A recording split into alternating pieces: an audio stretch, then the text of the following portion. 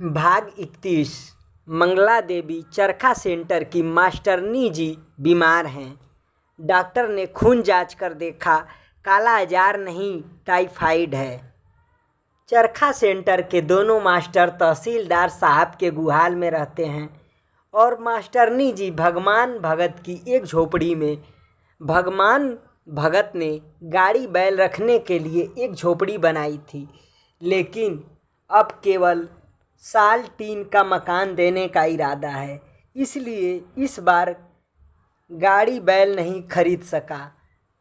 चरखा सेंटर खुलने पर गांव के लोगों ने भगवान भगत से कहा, घर तो खाली ही हैं, मास्टर जीनी के रहने के लिए घर नहीं है।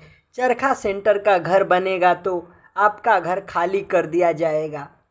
कोटा परमिट के ज़माने में कांग्रेसी लोगों की बात काटना ठीक नहीं तो कटिहार में इतनी बड़ी झोपड़ी का ही किराया 15 रुपया मिलता। मंगला देवी ने हैजा के समय रात रात भर जागकर रोगियों की सेवा की और जब वह खुद बीमार पड़ी तो उसके पास बैठने वाली भी कोई नहीं।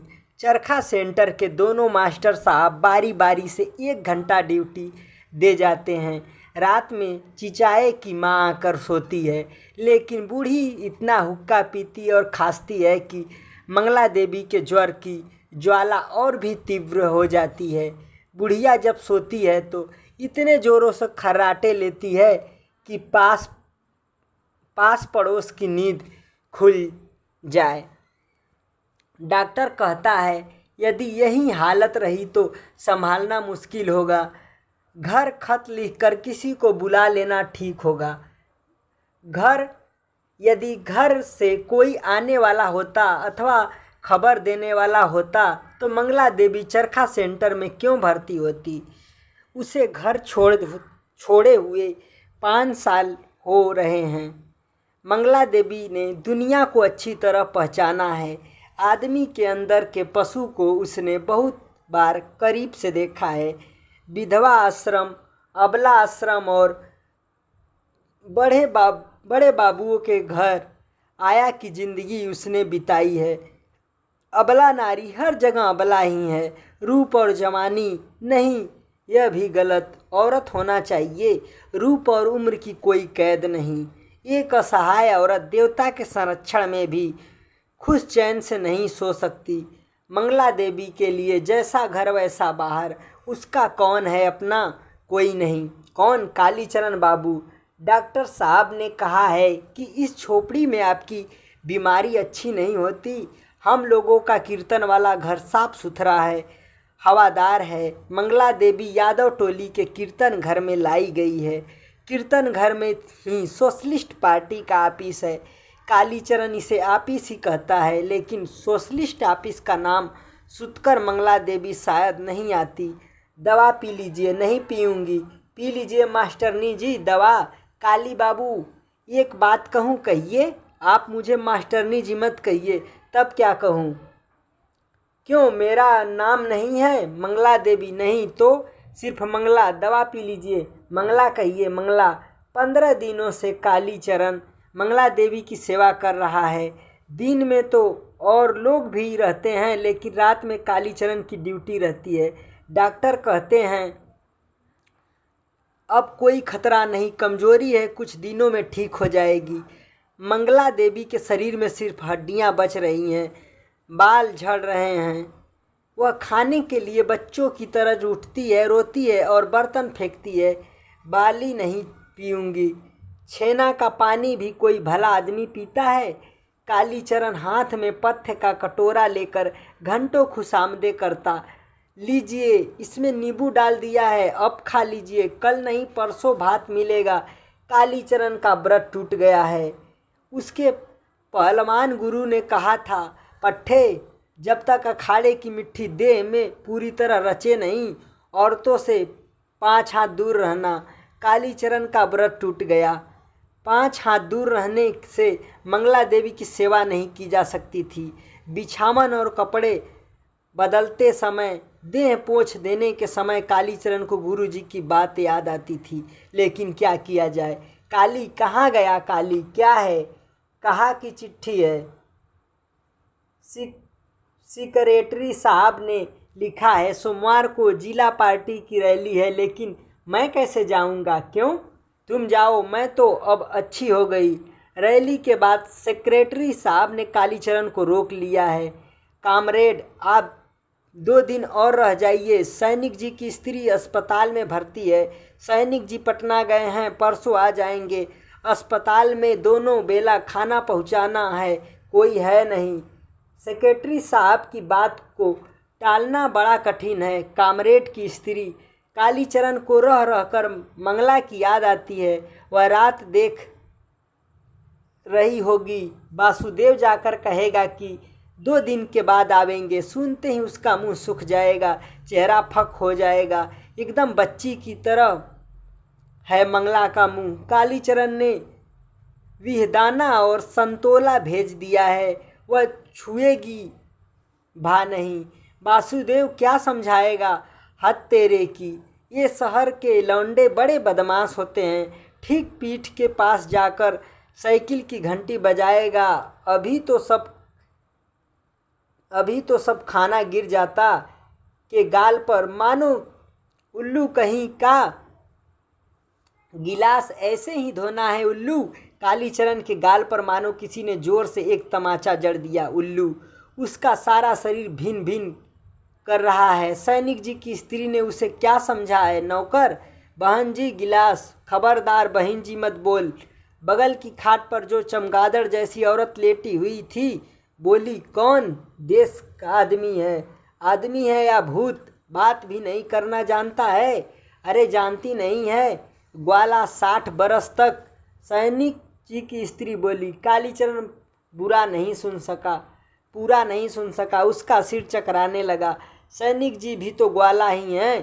कालीचरण की आंखों के आगे सरसों के फूल जैसी चीज़ें उड़ने लगी। यदि किसी मर्द ने ये बातें कही होती तो आज खून हो जाता, खून। कालीचरण की कनपट्टी गर्म हो गई है। मंगला देवी भी तो औरत ही है। कौन मंगला और कहाँ यह भूतनी? गले की आवाज़ एकदम खिखिर की तरह है। सेक सेक बातें करती है तो लगता है मानो दांत काटने के लिए दौड़ रही है। शायद अभी कोई रोग ही है। रोहतक स्टेशन पर गाड़ा से उतरकर कालीचरण जल्दी जल्दी घर लौट रहा है। उसे देखते ही मंगला खुशी से खिल जाएगी। संतोला सूख गया होगा, बिहदाना पड़ा होगा। दोनों ओर का रेल भाड़ा बचाकर कालीचरण ने एक पैकेट बिस्कुट खरीद लिया है। डॉक्टर साहब ने मंगला को बिस्कुट खाने के लिए कहा है। कालीचरण ने कभी बिस्कुट नहीं खाया है। शायद इसमें मुर्गी का अंडा रहता है। वह रह रहकर बिस्कुट के डब्बे को छूकर देखता है। इसके अंदर फुड़कुड़ क्या बोलता है? कहीं अंडा फूटकर सीताराम जय हिंद काली जी। ओ बावन दास जी, हम तो चमक गए। यहाँ क्यों पड़े हैं? आप तो इस तरह आंख मूंद कर सरेसा घोड़े की तरह चल रहे हैं कि जंगली जामुन के पेड़ की छाया में बावन दास लेटा हुआ था। छाया में जाने पर कालीचरण को मालूम हुआ कि धूप कितनी तेज है। हम तो रात की गाड़ी से ही उतरे। कल दफ़ा 40 की फैसला हो गया। क्या हुआ? अरे क्या होगा क्या? सबों की दरखास्त खारिज हो गई। हम पहले ही जानते थे। कल गांव के सभी रैयत आए थे। फैसला सुनकर सभी रोने लगे। अब जमींदार जमीन भी छुड़ा लेगा। जमीन छुड़ा लेगा? नहीं, उस दिन हम लोगों की रैली में प्रस्ताव पास हो गया। जमींदार लोग रैयतों को ज़मीन से बेदखल नहीं कर सकते। इसके लिए पार्टी संघर्ष करेगी। काली बाबू, प्रस्ताव से कुछ नहीं होता है। बावन दास के होठों पर भेद भरी मुस्कान दौड़ जाती है। आप बैठिए दास जी, हमको ज़रा जल्दी है। हाँ, आप जाइए, हम आपके डेक पर जा भी नहीं सकते। कालीचरण चलते चलते सोच रहा है, अब ठीक हुआ है। यदि रैयत की दरखास्त मंजूर हो जाती तो सभी लोग कांग्रेस में चले जाते। अब संघर्ष में सभी सोशलिस्ट पार्टी में ही रहेंगे। क्या है बिस्कुट? मंगला देवी प्यार भरी झिड़की देती है। किसने कहा फिजूल पैसा खर्च करने को? वह देखो तुम्हारा संतरा और बेदाना पड़ा हुआ है, मैं नहीं खाती। डॉक्टर साहब ने कहा था। मंगला बनावटी गुस्सा दिखाते हुए कहती है, डॉक्टर साहब ने कहा था कि खुद भूखे रहकर संतरा बेदाना और बिस्कुट खरीद कर लाना। कालीचरण की सैनिक जी की स्त्री की याद आती है। उल्लू 60 साल तक नाबालिग। खा लो मंगला, पहले तुम एक बिस्कुट खाओ। बिस्कुट मीठा कुरकुरा और इतना स्वाद वाला होता है। इसमें दूध चीनी और माखन रहता है, अंडा नहीं। भाग 32। बैसाख और जेठ महीने में शाम को तड़बत्ता में जिंदगी का आनंद सिर्फ 3 आने लबनी बिकता है। चने की घुगनी, मूढ़ी और प्याज और सफ़ेद झाग से भरी हुई लबनी, खट मिट्टी शक्कर चिनियाँ और बैर चिनियाँ। ताड़ी के स्वाद अलग अलग होते हैं। बसंती पीकर बिरले पियक्कड़ ही होश दुरुस्त रख सकते हैं।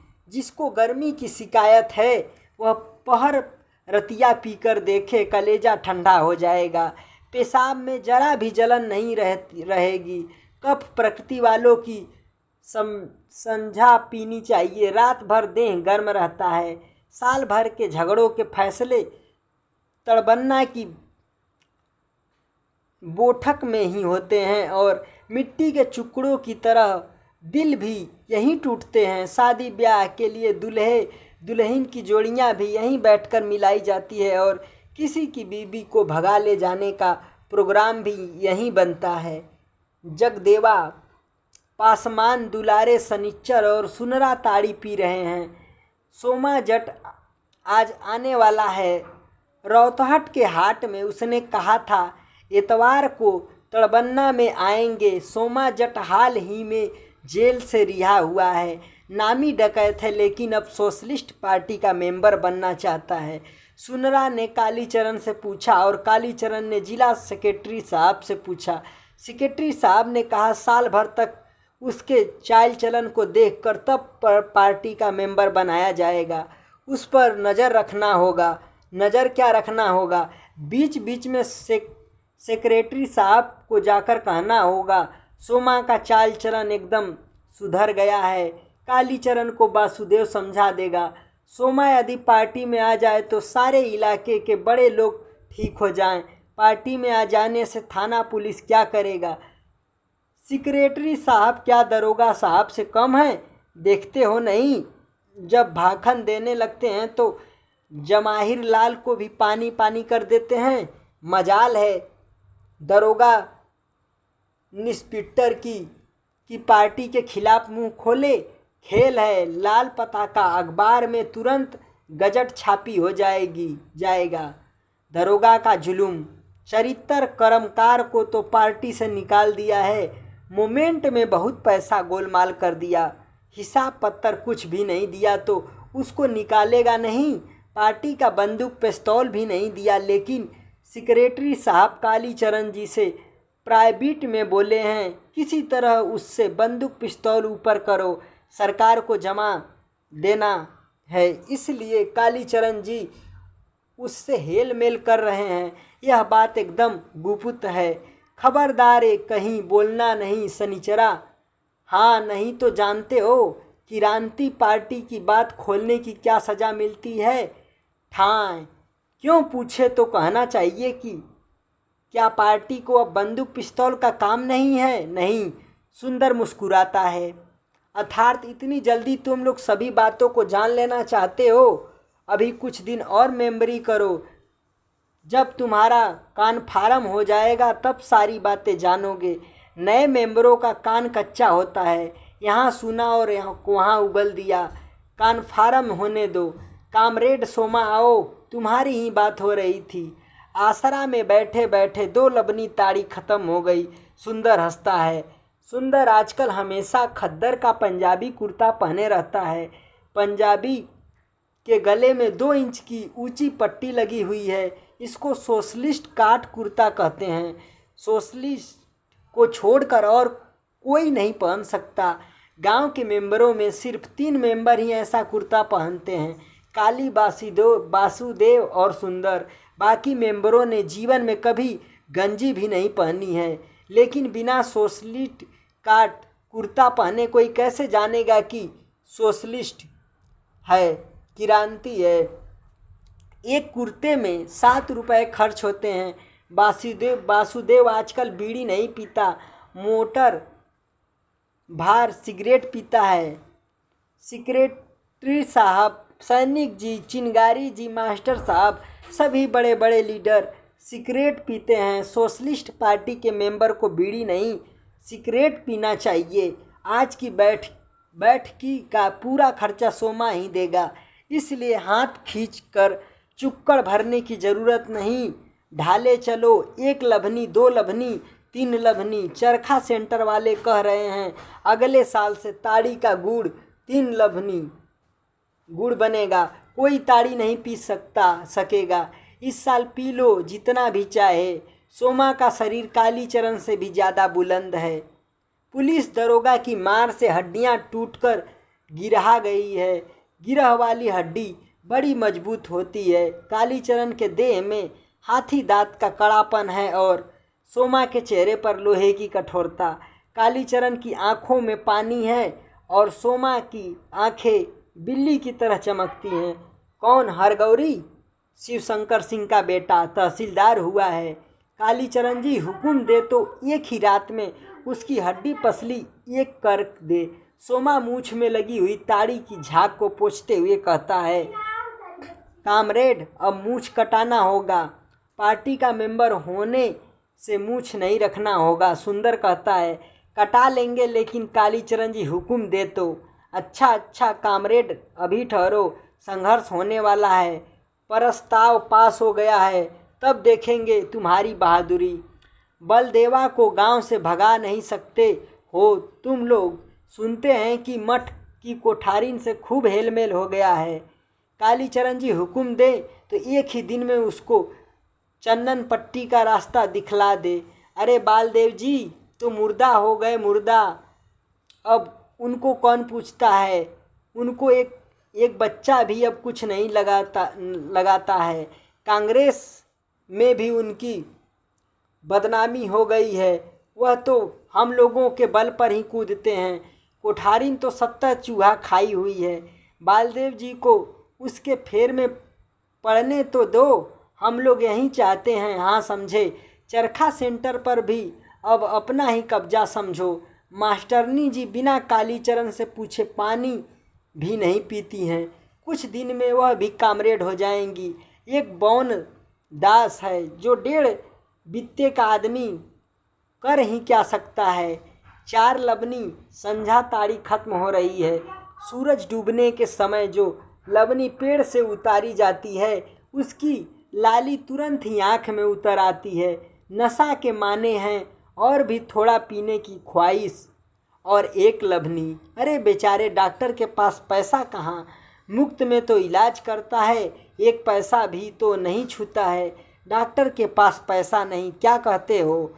लोचनपुर के डॉक्टर ने पुख्ता मकान बना लिया है। जीवछंगगंज के डॉक्टर ने 300 बीघे की पत्नी खरीदी है। सिझवा गरैया का डॉक्टर डकैती करता है। सरदार के डकैतों का कैसा डॉक्टर है तुम्हारे गांव का? हौसल गांव के हरखू तेली ने अलबत्त पैसा जमाया है। पैसा महकता है। मदिया के तालुक चंद को बंदूक का लाइसेंस मिल गया है और लोहा का बक्सा कलकत्ते से ले आया है। अरे कितने बंदूक और तिजोरी वालों को देखा है। बल्लम छर्रा से ही तो सारे इलाके को हम मछली की तरह भून कर खाते रहे हैं। यदि 1 नाल भी बंदूक हाथ लग जाए तो साले भूपत सिंह की कचहरी के नेपाली पहरेदारों को भी देख ले।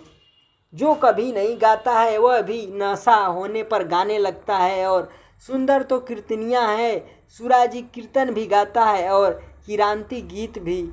नशा होने पर किरांती गीत खूब जमता है। अरे जिंदगी है किरांती से, किरांती में बिताए जा, दुनिया के पूंजीवाद को दुनिया से मिटाए जा। शनिचरा लवनी को औंधा कर तबला बजाता है और मुंह से बोली बोलता है। चके के चकधुम मकई के लावा, दुनिया के गरीबों का पैसा जिसने चूस लिया। अरे हाँ, पैसा जिसने चूस लिया, हाजी पैसा जिसने चूस लिया, उसकी हड्डी हड्डी से पैसा फिर चुकाए जाए। हंस के गोली दागे जाए, हंस के गोली खाए जा। वाह वाह क्या बात है, इनकिलाब है, जिंदाबाद है। जरा खड़ा होकर बतौना बता के, कमर लचका के सुंदर भाई, सुंदर खड़ा होकर नाचने लगता है। जिंदगी है किरांती से, किरांती में चके के चकदुम मकई के लावा। कालीचरण ने आज शाम को बैठक बुलाई थी। ऊपर से सबसे बड़े लीडर आ रहे हैं पुरैनिया। थैली के लिए चंदा वसूलना है। सेक्रेटरी साहब कह रहे थे सबसे बड़े लीडर जी पुरैनिया आने के लिए एकदम तैयार नहीं हो रहे थे। बहुत कहने सुनने पर सारे ज़िले से 10,000 रुपये की थैली पर राजी हुए हैं। कालीचरण को 300 रुपये वसूल कर देना है। इस बार की रसीद वहीं पर सबसे बड़े लीडर की छापी है। लेकिन तुम लोग गए थे कहाँ? ओ आसमान बाग, बड़ी देर हो गई। ऐसा करने से पार्टी का काम कैसे चलेगा? बोलो कौन कितना रुपया वसूल करेगा? 300 रुपया 10 दिन में ही वसूल कर देना है। बस 300, कोई बात नहीं, हो जाएगा। 10 दिन क्या, 5 ही दिन में हो जाएगा। 300 रुपये की क्या बात है, इनकिलाब है, जिंदाबाद है। भाग 33 अमंगल, गांव के मंगल की अब कोई उम्मीद नहीं। हरगौरी तहसीलदार दुर्गा के वाहन की तरह गुर्राता है। साले सब चुपचाप दफ़ा 40 का बर्खास्त देकर समझते थे कि ज़मीन नकदी हो गई। अब समझो बौना और बलदेवा से ज़मीन लो। सब सालों से ज़मीन छुड़ा लेने के लिए कहा है मैनेजर साहब ने। लो ज़मीन, राम नाम का लूट है। अरे कांग्रेसी राज है तो क्या जमींदारों को घोल कर पी जाएगा? सुमरीत दास बेतार की जीभ थकती नहीं, सुबह से ही बक बक करता जा रहा है। ततमा टोली में, पासवान टोली में और कोयरी टोली में घूम घूम कर वह लोगों को सुना रहा है। मैनेजर साहब ने परवाना में क्या लिखा है मालूम? नया तहसीलदार तो एकदम घबरा गया था। मैंने कितना समझाया, तहसीलदार आप एकदम चुपचाप रहिए। जिन लोगों को दरखास्त देना है देने दीजिए। जिस दिन मुकदमे की तारीख होगी उससे एक दिन पहले हम आपको एक नुक्स बता देंगे। वही हुआ। तहसीलदार दारी वकील तो सुनकर उछलने लगा। चाहे जो भी कहो तहसीलदार, विश्वनाथ प्रसाद ने किसी कोई नुक्स हमसे छिपा कर नहीं रखा। मैनेजर साहब ने क्या लिखा है मालूम है? सुमरीत दास को एक बार सर्किल कचहरी में भेज दो। मुस्लिम मुस्लिम क्या करेगा? सुस्लिम मुस्लिम क्या करेगा? सुमरीत दास बुढ़ापे में यदि इज्जत बचानी है तो जग होश हवास दुरुस्त रख कर बोला करो, समझे? कालीचरण की आंखें लाल लाल है। सुबह से ही वह सुमरीत दास को खोज रहा है। सोशलिस्ट पार्टी के खिलाफ बूढ़ा कल से ही अटर पटर प्रोपगंडा कर रहा है, समझे? हाँ, पीछे यह मत कहना कि सोशलिस्ट पार्टी के लौंडों को बड़े छोटों का विचार नहीं। हम क्या बोले हैं पूछो, इन्हीं लोगों से पूछो। बोलो तो गुरचरण, मुस्लिम पार्टी। सुस्लिम मत कहिए, सोशलिस्ट कहिए। बात तो सही मुंह से निकलती ही नहीं है और मुसियाती बघारते हैं। जमींदार के तहसीलदार से और अपने मैनेजर से भी जाकर कह दो, रैयतों से ज़मीन छुड़ाना हंसी ठट्ठा नहीं। पार्टी की एक एजुकुटी में प्रस्ताव पास हो गया है। संघर्ष होगा, संघर्ष, समझे? कालीचरण गर्दन ऐंठता हुआ चला गया। करैत साहब को गुस्से में ऐंठते देखा है ना, ठीक उसी तरह सुमरीत दास को कपकपी लग जाती है। आसपास बैठे लोगों को भी धुकधुकी तेज हो जाती है। अभी तो ऐसा लगता था कि जुलूम हो जाएगा। अलबत्त देह बनाया है कलिया। कालीचरण ने देखकर डर लगता है। सुसली सोशलिस्ट पार्टी में जाकर तो और भी तेजी से जल कर रहा है। संघर्ष क्या होगा? डाडिंगा। संथाल टोली में 2 दिनों में से दिन रात मादल बजता रहता है। डाडिंगा। औरतें गाती हैं, नाचती हैं। फुसुर दरखास्त नामंजूर हो गई। जमींदार जमीन छीन लेगा। कोठी के जंगल में जामुन और गूलर में बहुत फल लगे हैं। इस बार जंगली सुअरों के बच्चे भी किलबिल कर रहे हैं। हल के फाल को तोड़कर तीर बनाओ, लोहा महंगा है। रे हाय। डाडिंगा। कालीचरण ने कहा है संघर्ष करेंगे। संघर्ष क्या, प्रस्ताव क्या? रिंग ता धिनता। डाडिंगा। खेत में पाट के लाल पौधों को देखकर जी ललच रहा है। धान की हरी सुई खेत में निकल आई है। माटी का मोह नहीं टूटता। वधना पर्व की रात में तूने जो जूड़े में फूल लगाया था उसे नहीं भूला हूँ। धरती का मोह भी नहीं टूट रहा।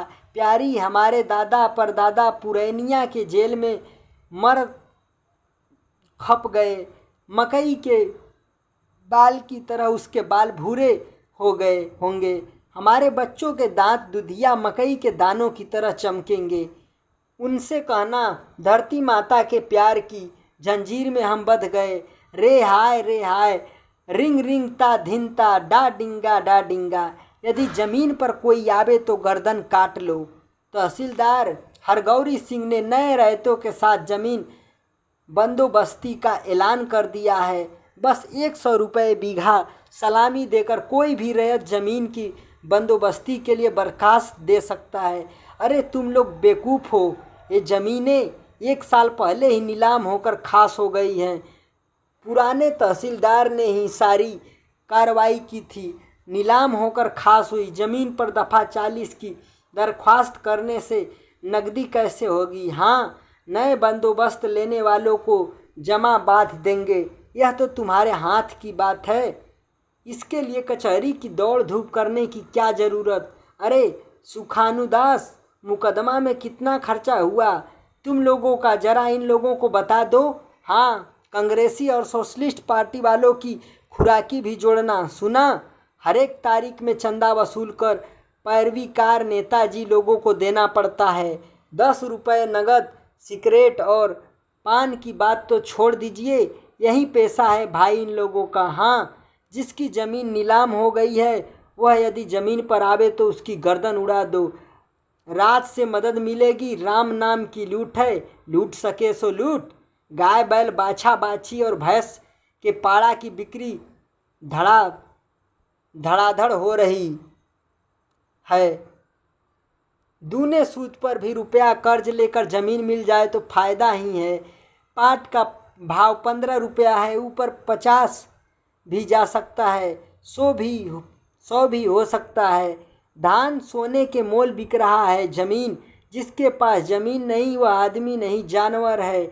जानवर घास खाता है लेकिन आदमी तो घास खाकर नहीं रह सकता।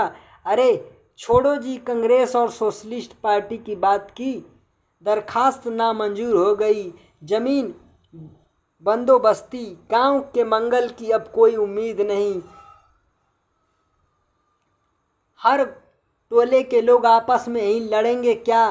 कोयरी टोले के भजू महतो की ज़मीन उसी का भगीना स्वरूप महतो बंदोबस्ती ले रहा है।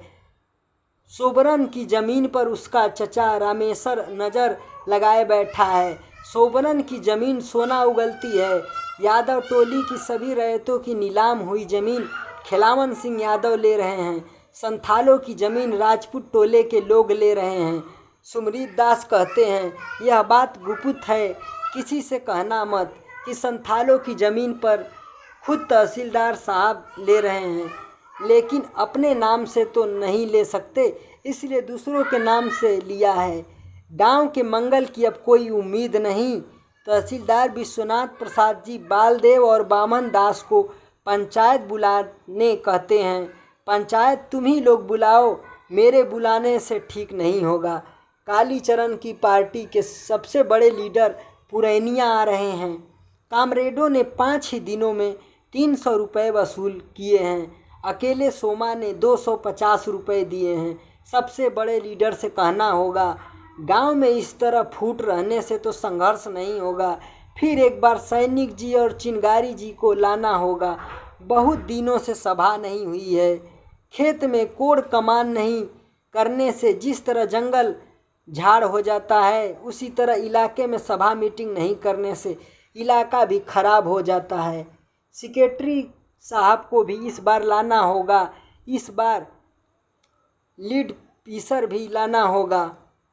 चरखा सेंटर की मास्टरनी जी और मास्टर जी लोगों में झगड़ा हो गया है। करघा मास्टर टुनटुन जी की मंगला देवी का सोशलिस्ट ऑफिस में रहना बड़ा बुरा लगता है। जब तक बीमार थी वहाँ थी तो थी, अब अच्छी हो गई तो वहाँ रहने की क्या आवश्यकता। और मंगला देवी को पटना से ही जानते हैं टुनटुन जी। गांव तरक्की सेंटर में जब ट्रेनिंग लेती थी तभी से उड़ती थी। व्यवस्थापिका जी इनके मिलने वालों से परेशान रहती थी। रोज़ नए नए लोग। बहुत बार मंगला देवी को चेतावनी भी दी गई, लेकिन इनके मिलने वालों में कॉलेज के विद्यार्थी, एमएलए, साहित्य गोष्ठी के मंत्री जी, चरखा संघ के कार्यकर्ता तथा कई हिंदी दैनिकों के सहायक संपादक भी थे। व्यवस्थापिका जी हार मानकर चुप हो गई।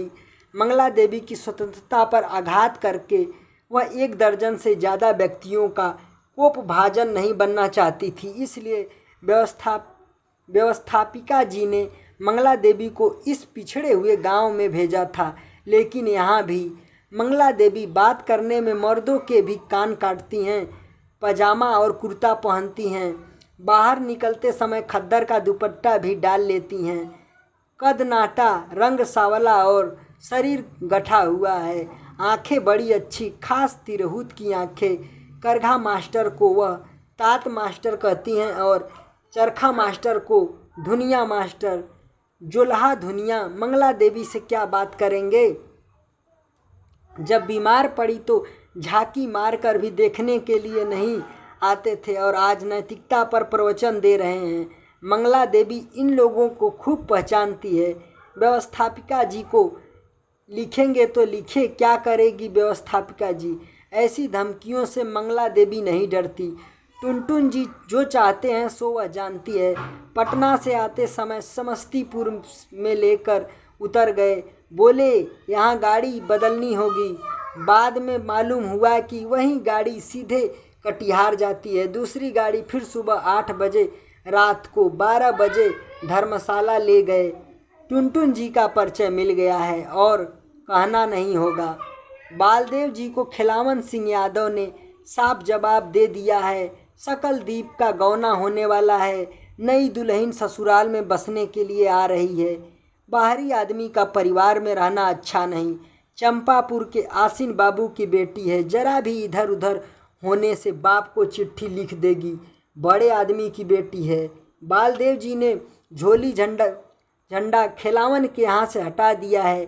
बालदेव की मौसी गांव में घूम घूम कर शिकायत कर रही है, लेकिन बालदेव जी साधु आदमी हैं। मान अपमान से परे हैं, वे चुप हैं। लक्ष्मी उन्हें कंठी लेने के लिए जिद कर रही है। पुपड़ी मठ के महंत राम स्वरूप गुसाई आए हुए हैं। बालदेव जी कंठी ले ले तो मठ पर रहने में कोई असुविधा नहीं हो। बावन दास का मन बड़ा अविश्वासी हो गया है। किसी पर विश्वास करने को जी नहीं करता। गांधी जी को छोड़कर अब किसी पर विश्वास नहीं होता। वह गांधी जी को एक खत लिखवाना चाहता है। गंगुली जी जरूर लिख देंगे, बराबर लिख देते हैं। उसके मन में बहुत सी शंकाएं उठ रही हैं। भाग 34। फुलिया पुरैनिया ट्यूशन से आई है। एकदम बदल गई है फुलिया। साड़ी पहनने का ढंग, बोलने बतियाने का ढंग, सब कुछ बदल गया है। तहसीलदार साहब की बेटी कमली अंगिया के नीचे जैसी छोटी चोली पहनती है, वैसी वह भी पहनती है। कान में पीतल के फूल, फूल नहीं फुलिया कहती है कनपासा। आंगन में चाबी का गुच्छा बांधती है, पैर में शीशी का रंग लगाती है। हाँ, खलासी जो बहुत पैसा कमाते हैं शायद। अरे खलासी के मुंह पर झाड़ू मारो, वह क्या खाकर इतना शौक मौज करेगा, क्या पहनावेगा। फुलिया ने खलासी को छोड़ दिया है। खलासी को बोक्सी बाग की एक पतुरिया से मोहब्बत थी। रोज ताड़ी पीकर वहीं पड़ा रहता था। तलब मिलने के दिन वह पुरैनिया खलासी का पीछा नहीं छोड़ती थी। तलब का एक पैसा इधर उधर हुआ कि पैर की चट्टी खोलकर हाथ में ले लेती थी। आखिर फुलिया कितना बर्दाश्त करती। टीसन के पैंट मान जी नहीं रहते तो फुलिया की इज्जत भी नहीं बचती। फुलिया अब पैटमान जी के यहाँ रहती है। खलासी एक दिन पैटमान से लड़ाई करके आया। टीसन मास्टर बाबू ने कहा कि यदि खलासी टीसन के हाथा में आवे तो पकड़ कर पीटो। उसी दिन खलासी जो दुम दबा कर भागा तो फिर खांसी भी नहीं करने आया कभी। पैटमान जी जात के छत्री हैं, तंत्रिमा छत्री नहीं, असल बुंदेला छत्री। पान जर्दा खाते खाते दांत टूट गए हैं। पत्थर का नकली दांत लगाते हैं। कहने को नकली दांत है मगर असली दांत से भी बढ़कर है। चना भुट्टा और अमरूद सब कुछ चबा कर खाते हैं। पैटमान जी 25 साल पहले हसाम मुलुक में चाह पीते और पान जर्दा खाते खाते दांत टूट गए हैं। उमेर तो अभी कुछ भी नहीं है। 10 बरस से बेबा थे। मन के लायक स्त्री मिली ही नहीं। पैटमान जी ने महंगू दास के लिए एक पुरानी नीली कमीज भेज दी है। कमीज पहनने पर महंगू को पहचानने में गलती हो जाती है। ठीक रेलवे का आदमी बुढ़िया के लिए नई साड़ी भेज दी है। एक बित्ता काली किनारी है। इस बार के कोटा में असली संतीपुरी साड़ी मिलेगी तो फुलिया को भेज देगा। फुलिया कहती है इस बार माँ को भी साथ ले जाएगी। फुलिया का भाग रमपियरिया की माँ कहती है रमिया भी अब बिहाने के जोग हो गई, बिना बाप की बेटी है। जब से तुम ससुराल गई हो रात एक बार तुम्हारा जी करती है रमिया। फुलिया दीदी कब आवेगी इस बार? फुलिया दीदी आवेगी तो साथ में भी जाऊंगी। यदि उधर कोई बर नज़र में आए तो रमिया को भी अपने साथ ले जाओ। फूलो बेटी, यहाँ कोयरी टोले के छोकड़े दिन दिन बिगड़ते जा रहे हैं। सहदेव मिसर पर तंत्रिमा टोली का कुत्ता भी भुगता है। बहुत दिनों के बाद वह तंत्रिमा टोली में आया है। फुलिया के बुलाने पर 10 दिन रहेगी फिर चली जाएगी। फुलिया अब जात समाज में नहीं डरती। वह तंत्रिमा छत्री नहीं, वह असल बुंदेला छत्री की स्त्री है। आंगन में अपने को से पका कर खाती है। माँ का छुआ भी नहीं खाती। वह तो मेहमान होकर आई है। उसके जी में जो आवे वह करेगी। कोई कुछ नहीं बोल सकता। वह सहदेव मिसर को बैठने के लिए चटाई देती है। एक कांच की छोटी सी थरिया में सुपारी, सौंफ और दालचीनी के टुकड़े बढ़ा देती है तो फुलिया भूली नहीं है उसे। वाह, शहर का पानी चढ़ने पर बाहर तो एकदम बदल गया है, पर भीतर जैसा का तैसा। काजल वाली आंखें और भी बड़ी मालूम होती हैं। अंगिया और नक्शा कोर की सफ़ेद साड़ी। सहदेव मिसर डरते डरते कहता है फुलिया। क्या फुलिया मुस्कुराती है। सहदेव मिसर का चेहरा एकदम लाल हो रहा है। कान लाल हो गए हैं। नाक के पास वाला सिरा धक धक कर रहा है। फुलिया, जब से तुम गई मैंने कभी इस टोले में पैर नहीं दिया। रहने दो, गहलोत टोले में नहीं जाते थे? पनबतिया के यहाँ कौन जाता था? झूठ मत बोलो। फुलिया हंसती है। नहीं फूलो। डिबरी की रोशनी में सहदेव मिसर फुलिया की आंखों में नई भाषा को पढ़ता है। हवा के झोंके से डिबरी बुझ जाती है। फुलिया वालों के महकौवा तेल लगाती है अंगिया के नीचे वाली छोटी चोली में। रबड़ लगा रहता है शायद। फुलिया के देह में अब घाम की गंध नहीं निकलती। सौंफ दालचीनी खाने से मुंह गमकता है। शहर की बात निराली है। शहर की हवा लगते ही आदमी बदल जाता है। तहसीलदार की बेटी तो कभी शहर गई भी नहीं।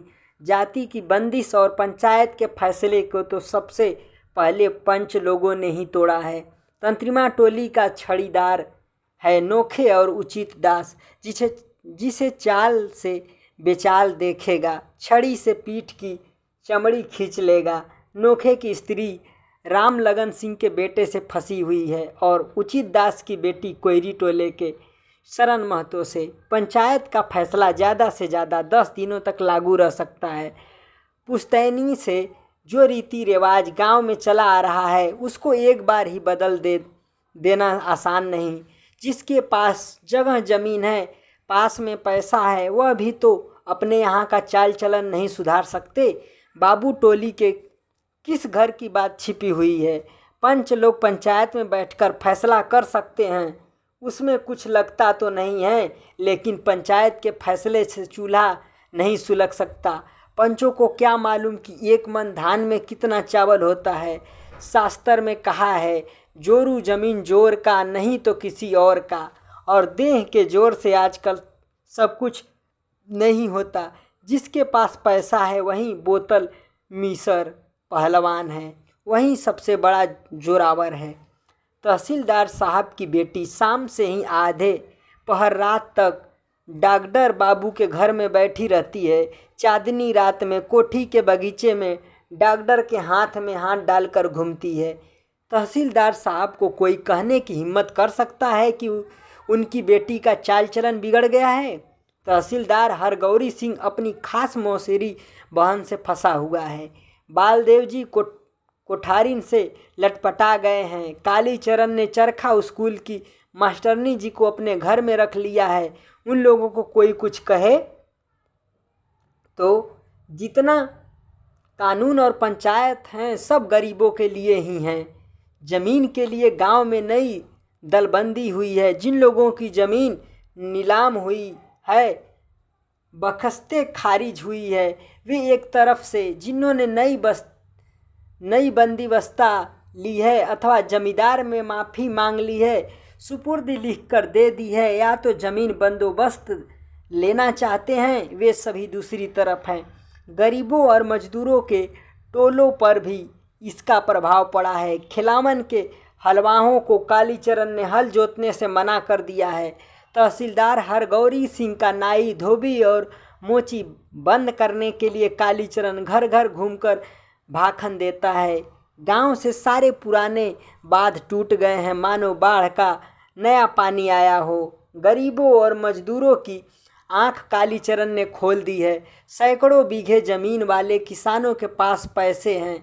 पैसे से गरीबों को खरीद कर गरीबों के गले पर गरीबों के जरिए ही छुरी चलाते हैं। होशियार जिन लोगों ने नई बंदोबस्ती ली है वे गरीबों की रोटी मारने वाले हैं। कालीचरण ने चमार टोली में भात खा लिया।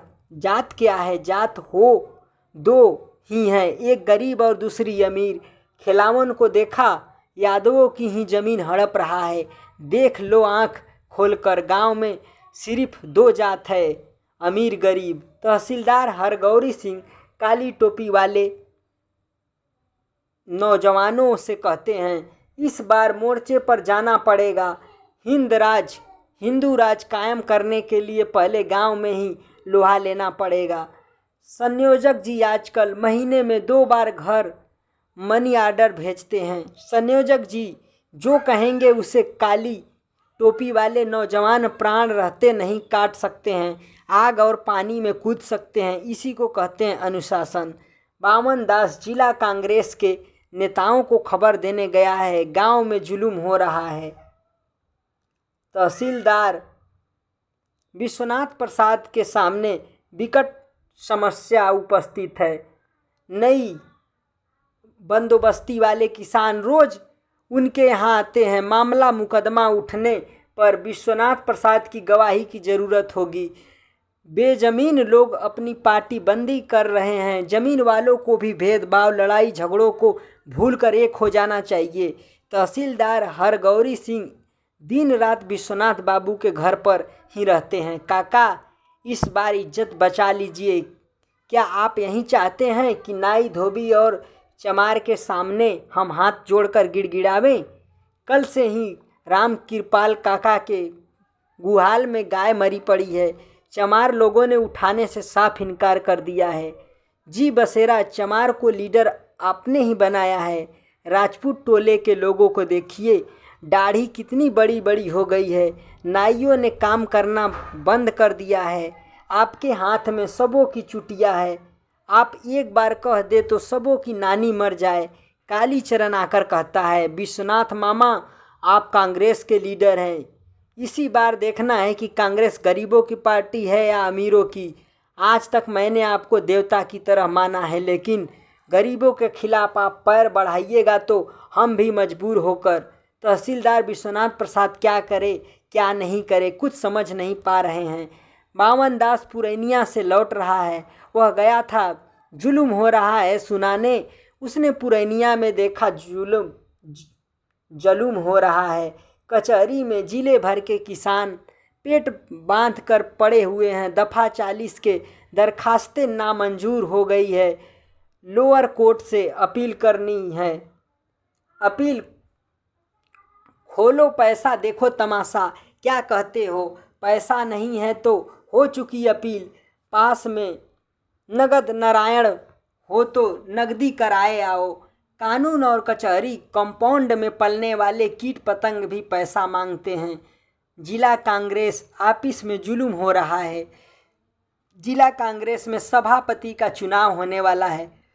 4 उम्मीदवार हैं, 2 असल और 2 कम असल। राजपूत और भूमिहार में मुकाबिला है। जिले भर के सेठों और जमींदारों की मोटर गाड़ियां दौड़ रही हैं। एक दूसरे के गढ़े मुर्दे उखाड़े जा रहे हैं। कटिहार काटन मिल वाले सेठ जी भूमिहार पार्टी में हैं और फारबिसगंज जूट मिल वाले राजपूतों की ओर। पैसे का तमाशा कोई यहाँ आकर देखे।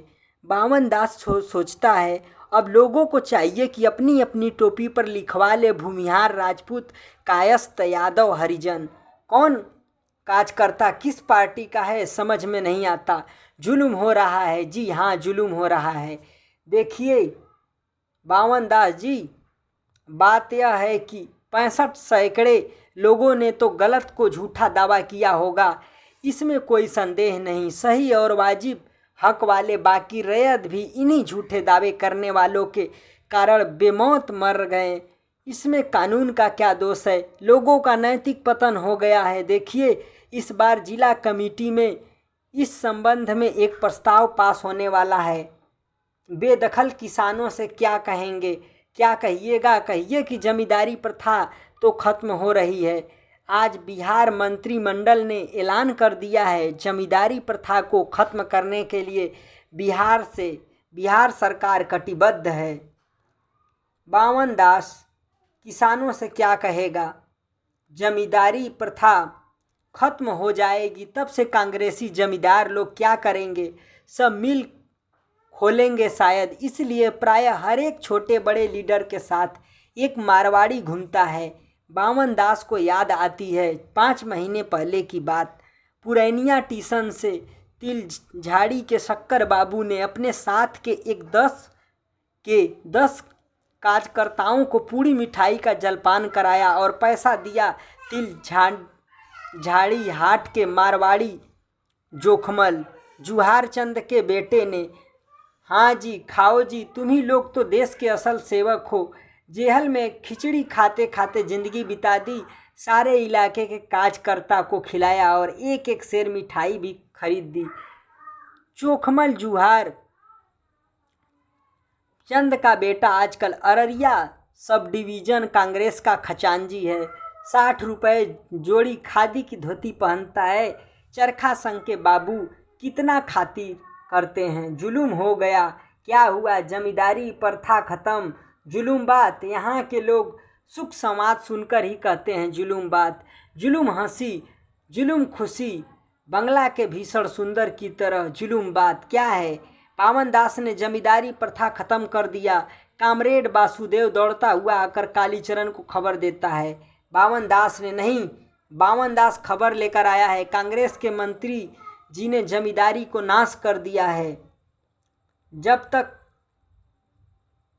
खाल साल पताका अखबार में यह खबर छापी नहीं हो, इस पर विश्वास मत करो कामरेड, यह सब कांग्रेसी भाई हैं। खैर, मैं कल ही सेक्रेटरी साहब से पूछाता हूँ। तुम लोगों ने मेमोरी का पैसा जमा नहीं किया आप इसमें, सब कामरेडों को खबर दे दो। इस बार आखिरी तारीख है, इसके बाद लाल पताका में नाम निकल जाएगा। सनीचरा ने तो मेमोरी के पैसे से सोशलिस्ट काट कुर्ता बना लिया है। कहता है सन पटुआ होने पर पैसा जमा कर देंगे। जुलूम बात है, मेमोरी के पैसे से कुर्ता नहीं, उससे कहो पैसा जमा करना होगा। तहसीलदार हरगौरी और तहसीलदार विश्वनाथ प्रसाद अब एक पान को 2 टूक करके खाते हैं। सच नहीं तो क्या? बेतार सुमरी दास सबों से कहता फिरता है। कलम और कानून की बात जहाँ आएगी वहाँ लाठी भाला चलाने वाले क्या करेंगे? तहसीलदार विश्वनाथ प्रसाद पुराने तहसीलदार हैं। राज पारबंगा के नीमक पानी से ही सब कुछ हुआ है। कायस्थ नमक हरामी नहीं कर सकता कभी। कांग्रेसी हुए हैं तो क्या अपने पेशे को भूल जाएंगे? संथाल टोली में मादल बज रहा है। सोनो रो रूप रूपे रो रूप, सोनो रो रूप लेका गातेल मेलाए, गातेल दिसोए रे सोना मुंदोम, गाते उई है जीविदो लोयती, डा डिंगा री रीता धिनता। सोने और चांदी के बीच मेरे प्रीतम का रूप सोने की तरह है। सोने की अंगूठी को देखकर अपने प्रीतम की याद आती है। संथाल परगना के आदिवासी संथालों को सोने की झलक लगी है या नहीं कौन जाने, लेकिन यहाँ के संथाल सोने और चांदी में क्या फ़र्क है जानते हैं? जमींदारी प्रथा ख़त्म हो गई। अब जमींदार ज़मीन से बेदखल नहीं कर सकता। हमने उन्हें ज़मीन से बेदखल कर दिया। जो जोतेगा ज़मीन उसकी है। जो जितना जोत सको, जिसकी ज़मीन मिले जोतो बो काटो। अब बांटने का भी झंझट नहीं। धरती माता का प्यार झूठा नहीं। फिर खेतों में ज़िंदगी झूमेगी। आषाढ़ के बादल बजा रहे हैं मादल। बिजली नाच रही है, तुम भी नाचो नाचो नाच रे मादल बजाओ। जोर जोर से पंचाय का नशा आज नहीं उतरेगा। जब तक पूर्णिमा की तरह प्रीतमा की मुस्कुराहट, बांसुरी सी मीठी बोली तीर की तरह दिल पर घाव करती है। मेरे कलेजे पर फूलों से भरा हुआ सिर रख दो प्रिय। डाडिंगा रिंग रीता धिन। भाग 36। डॉक्टर पर यहाँ की मिट्टी का मोह सवार हो गया। उसे लगता है मानो वह युग युग से इस धरती को पहचानता है। वह अपनी मिट्टी है। नदी, तालाब, पेड़ पौधे, जंगल, मैदान, जीव जानवर, कीड़े मकोड़े, सभी में वह एक विशेषता देखता है। बनारस और पटना में भी गुलमोहर की डालियाँ लाल लाल फूलों से लद जाती थी। नेपाल की तराई में पहाड़ियों पर पलाश और अमलतास को भी गले मिलकर फूलते देखा है, लेकिन इन फूलों के रंगों ने उस पर पहली बार जादू डाला है। गोल्ड मोहर, गुलमोहर, कृष्णाचूड़ा। गुलमोहर का कृष्णाचूड़ नाम यहाँ कितना मौजू लगता है। काले कृष्ण के मुकुट में लाल फूल कितने सुंदर लगते होंगे।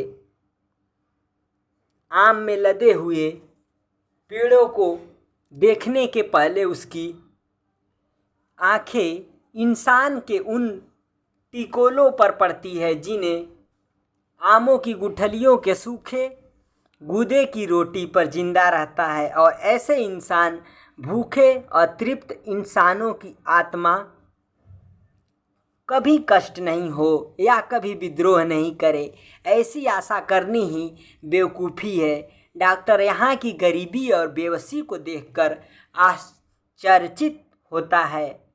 वह संतोष कितना महान है जिसके सहारे वह यह वर्ग जी रहा है। आखिर वह कौन सा कठोर विधान है जिसने हजारों हजार क्षुधितों को अनुशासन में बांध रखा है। कब से जकड़े हुए दोनों फेफड़े, ओढ़ने को वस्त्र नहीं, सोने को चटाई नहीं, पुआल भी नहीं। भीगी हुई धरती पर लेटा न्यूमोनिया का रोगी मरता नहीं है, जी जाता है कैसे। यहाँ विटामिनों की किस्में उनके अलग अलग गुण और आवश्यकता पर लंबी और चौड़ी फेहरिस्त बनाकर बंटवाने वालों की बुद्धि पर तरस खाने में क्या फ़ायदा। मच्छरों की तस्वीरें, इससे बचने के उपायों को पोस्टरों पर चित्रित करके अथवा मैजिक लालटेन से तस्वीरें दिखाकर मलेरिया की विभीषिका को रोकने वाले किस देश के लोग थे। यहाँ तो उन मच्छरों की तस्वीर देखते ही लोग कहते हैं, पूर्णिया जिला को लोग मच्छर के लिए बेकार बदनाम करते हैं। देखिए पश्चिम का मच्छर कितना बड़ा है, 1 हाथ लंबा देह, 4 हाथ सूंड, बाप रे। डीडीटी और मशहरी की बात तो बहुत बड़ी हुई, देह में कड़वा तेल लगाना भी स्वर्गीय भोग विलास से गढ़ है। तेल फुलेल तो जमींदार लोग लगाते हैं, स्वर्ग की परियां तेल फुलेल लेकर पूरी करने वालों की सेवा करती हैं। खेतों में फैली हुई काली मिट्टी की संजीवनी इन्हें जिलाए रखती है। सस्य श्यामलता, सुजला सुफला इनकी माँ नहीं, अब तो शायद धरती पर पैर रखने का भी अधिकार नहीं रहेगा। कानून बनने से पहले ही कानून को बेकार करने की तरीके गढ़ लिए जाते हैं। सुई के छेद से हाथी निकाल देने की बुद्धि ही आज सही बुद्धि है और लोग भी बकवास करते हैं। बुद्धि विभ्रम रोग से पीड़ित है। जिसके पास हजारों बीघे ज़मीन है वह 5 बीघे ज़मीन की भूख से छटपटा रहा है। बेजमीन आदमी आदमी नहीं, वह तो जानवर है। डॉक्टर ममता को लिखती है, तुम तो भाषा बोलती हो, उसे ये नहीं समझ सकते। तुम इनकी भाषा नहीं समझ सकती। तुम जो खाती हो ये नहीं खा सकते, तुम जो पहनती हो ये नहीं पहन सकते। तुम जैसे सोती हो, बैठती हो, हंसती हो, बोलती हो, ये ऐसा कुछ नहीं कर सकते। फिर तुम इन्हें आदमी कैसे कहती हो। वह आदमी का डॉक्टर है, जानवर का नहीं। टेस्ट ट्यूबों में आदमी और जानवर के खून अलग अलग रखे हुए हैं। दोनों के सीरम की अलग अलग ज़रूरतें हैं। डॉक्टर आदमी के खून वाले ट्यूब को हाथ में लेकर जरा और ऊपर उठाकर गौर से देखता है। वह जानना चाहता है, देखना चाहता है कि इन इंसानों और जानवरों की रक्त कणिका में कितना विभेद है, कितना सामंजस्य है। खून से भरे हुए टेस्ट ट्यूबों में अब कोई आकर्षण नहीं। क्या करेगा वह संजीवनी बूटी खोजकर। उसे नहीं चाहिए संजीवनी। भूख और बेबसी से छटपटाकर मरने से अच्छा है मैलेग्नेट मलेरिया से बेहोश होकर मर जाना। तिल तिल कर, घुल घुल कर मरने के लिए उन्हें जिलाना बहुत बड़ी क्रूरता होगी। सुनते हैं महात्मा गांधी ने कष्ट से तड़पते हुए बछड़े को गोली से मारने की सलाह दी थी। वह नए संसार के लिए इंसान को स्वस्थ और सुंदर बनाना चाहता था। यहाँ इंसान है कहाँ। अभी पहला काम है जानवर को इंसान बनाना। उसने ममता को लिखा है, यहाँ की मिट्टी में बिखरे लाखों लाख इंसानों की ज़िंदगी के सुनहरे सपनों को बटोरकर, अधूरे अरमानों को बटोरकर यहाँ के प्राणों के जीव कोश में भर देने की कल्पना मैंने कल्पना की थी। हजारों स्वस्थ इंसान हिमालय की कंदराओं में त्रिवेणी के संगम पर, अरूण तिमूर और सुरकोशी के संगम पर एक विशाल डैम बनाने के लिए पर्वत तोड़ परिश्रम कर रहे हैं। लाखों एकड़ बंध्या धरती, काशी कोसी कौलित मरी हुई मिट्टी सस्य श्यामलता को हो उठेगी। कफन जैसे सफ़ेद बालू भरे मैदान में धानी रंग की जिंदगी के बेल लग जाएंगे। मकई के खेतों में घास गढ़ती हुई औरतें बेवजह हंस पड़ेंगी।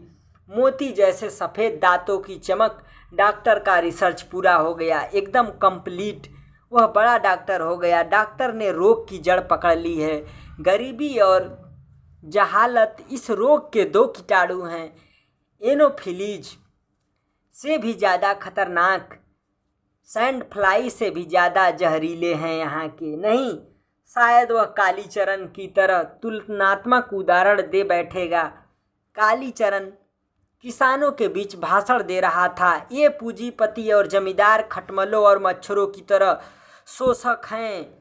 खटमल इसलिए बहुत से मारवाड़ियों के नाम के साथ मन लगा हुआ है और जमींदारों के बच्चे मिस्टर कहलाते हैं। मिस्टर मच्छर। दरार पड़ी दीवार, यह गिरेगी, इसे गिरने दो। यह समाज कब तक टिका रह सकेगा? कविवर हंस कुमार शिवारी की कविता की कुछ पंक्तियाँ याद आती है। दुनिया फूस बटोर चुकी है, मैं 2 चिंगारी दे दूंगा। गुलमहर आग का फूल, सारी कुरूपता जल रही है। लाल लाल कमल, कमला नदी के गड्ढे में, कमल की अध मुंदी कलियां अपने कोप में नई जिंदगी के पराग भरकर खिलना ही चाहती हैं। वो तुम कमला, इतनी रात में अकेली आई हो? डॉक्टर बोलो, सच बोलो, मैं 1.5 घंटे से खड़ी देख रही हूँ। तुमको क्या हो गया है? क्या तुम्हें भी अब डर लगता है? सिर चकराता है? देखो, कान के पास गर्मी सी मालूम होती है, दुनिया घूमती सी मालूम पड़ती है। Doctor doctor Pyaru.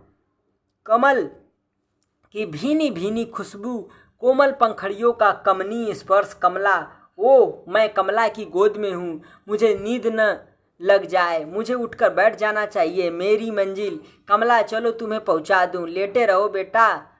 ओ मौसी, तुम आ गई? प्यारू कहता है, कल सुबह से ही सिर्फ चाय पीकर है तो सिर नहीं चक्कर देगा। भाग 37। तहसीलदार विश्वनाथ प्रसाद के दरवाजे पर पंचायत बैठी है। दोनों तहसीलदार के अगल बगल में बालदेव जी और कालीचरण जी बैठे हैं। बाभन राजपूत के साथ बैठा है यादव, एक ही ऊंचे सफेर पर। अरे जी, बेसर मोची भी उसी कंबल पर बैठा है, बस अब रास्ते पर आ रहा है। देखो आज तहसीलदार हरगौरी किस तरह हंस हंस कर कालीचरण से बात कर रहा है, मानो एक पियाली का दोस्त है। हाँ, तो यादवों को अब जमाहिर लाल भी छत्री मान लिए हैं। कौन क्या बोल सकता है? बामन दास कौन जात है? कहाँ है बामन दास? पुरैनिया गया है। आज पंचायत के दिन उसको रहना चाहिए था। अरे भाई, बाहरी आदमी फिर बाहरी आदमी है, उसको इस गांव से कौन ज़रूरत है? यहाँ नहीं वहाँ। लेकिन कालीचरण बाल डोमन ठाकुर क्या कहता है? सुनो ठाकुर नाई, टोले से और रजकटोले से एक एक आदमी को ऊंचे सफरे पर बैठने के लिए चुन लिया जाए। ओ आओ डोमन भाई, तुम अपने टोले से किसको पंच चुनते हो? बोलो, तुम ही आओ। और रजक टोले से तो प्यारे लाल हैं ही। आओ प्यारे। कालीचरण प्यारों को अपने पास बिठलाता है। तो बात यह है कि तहसीलदार विश्वनाथ प्रसाद जी सुपारी कतरते हुए कहते हैं, जमाना बहुत खराब आ रहा है। जो लोग अखबार गजट पढ़ते थे वहीं जानते हैं कि कितना खराब जमाना आ रहा है।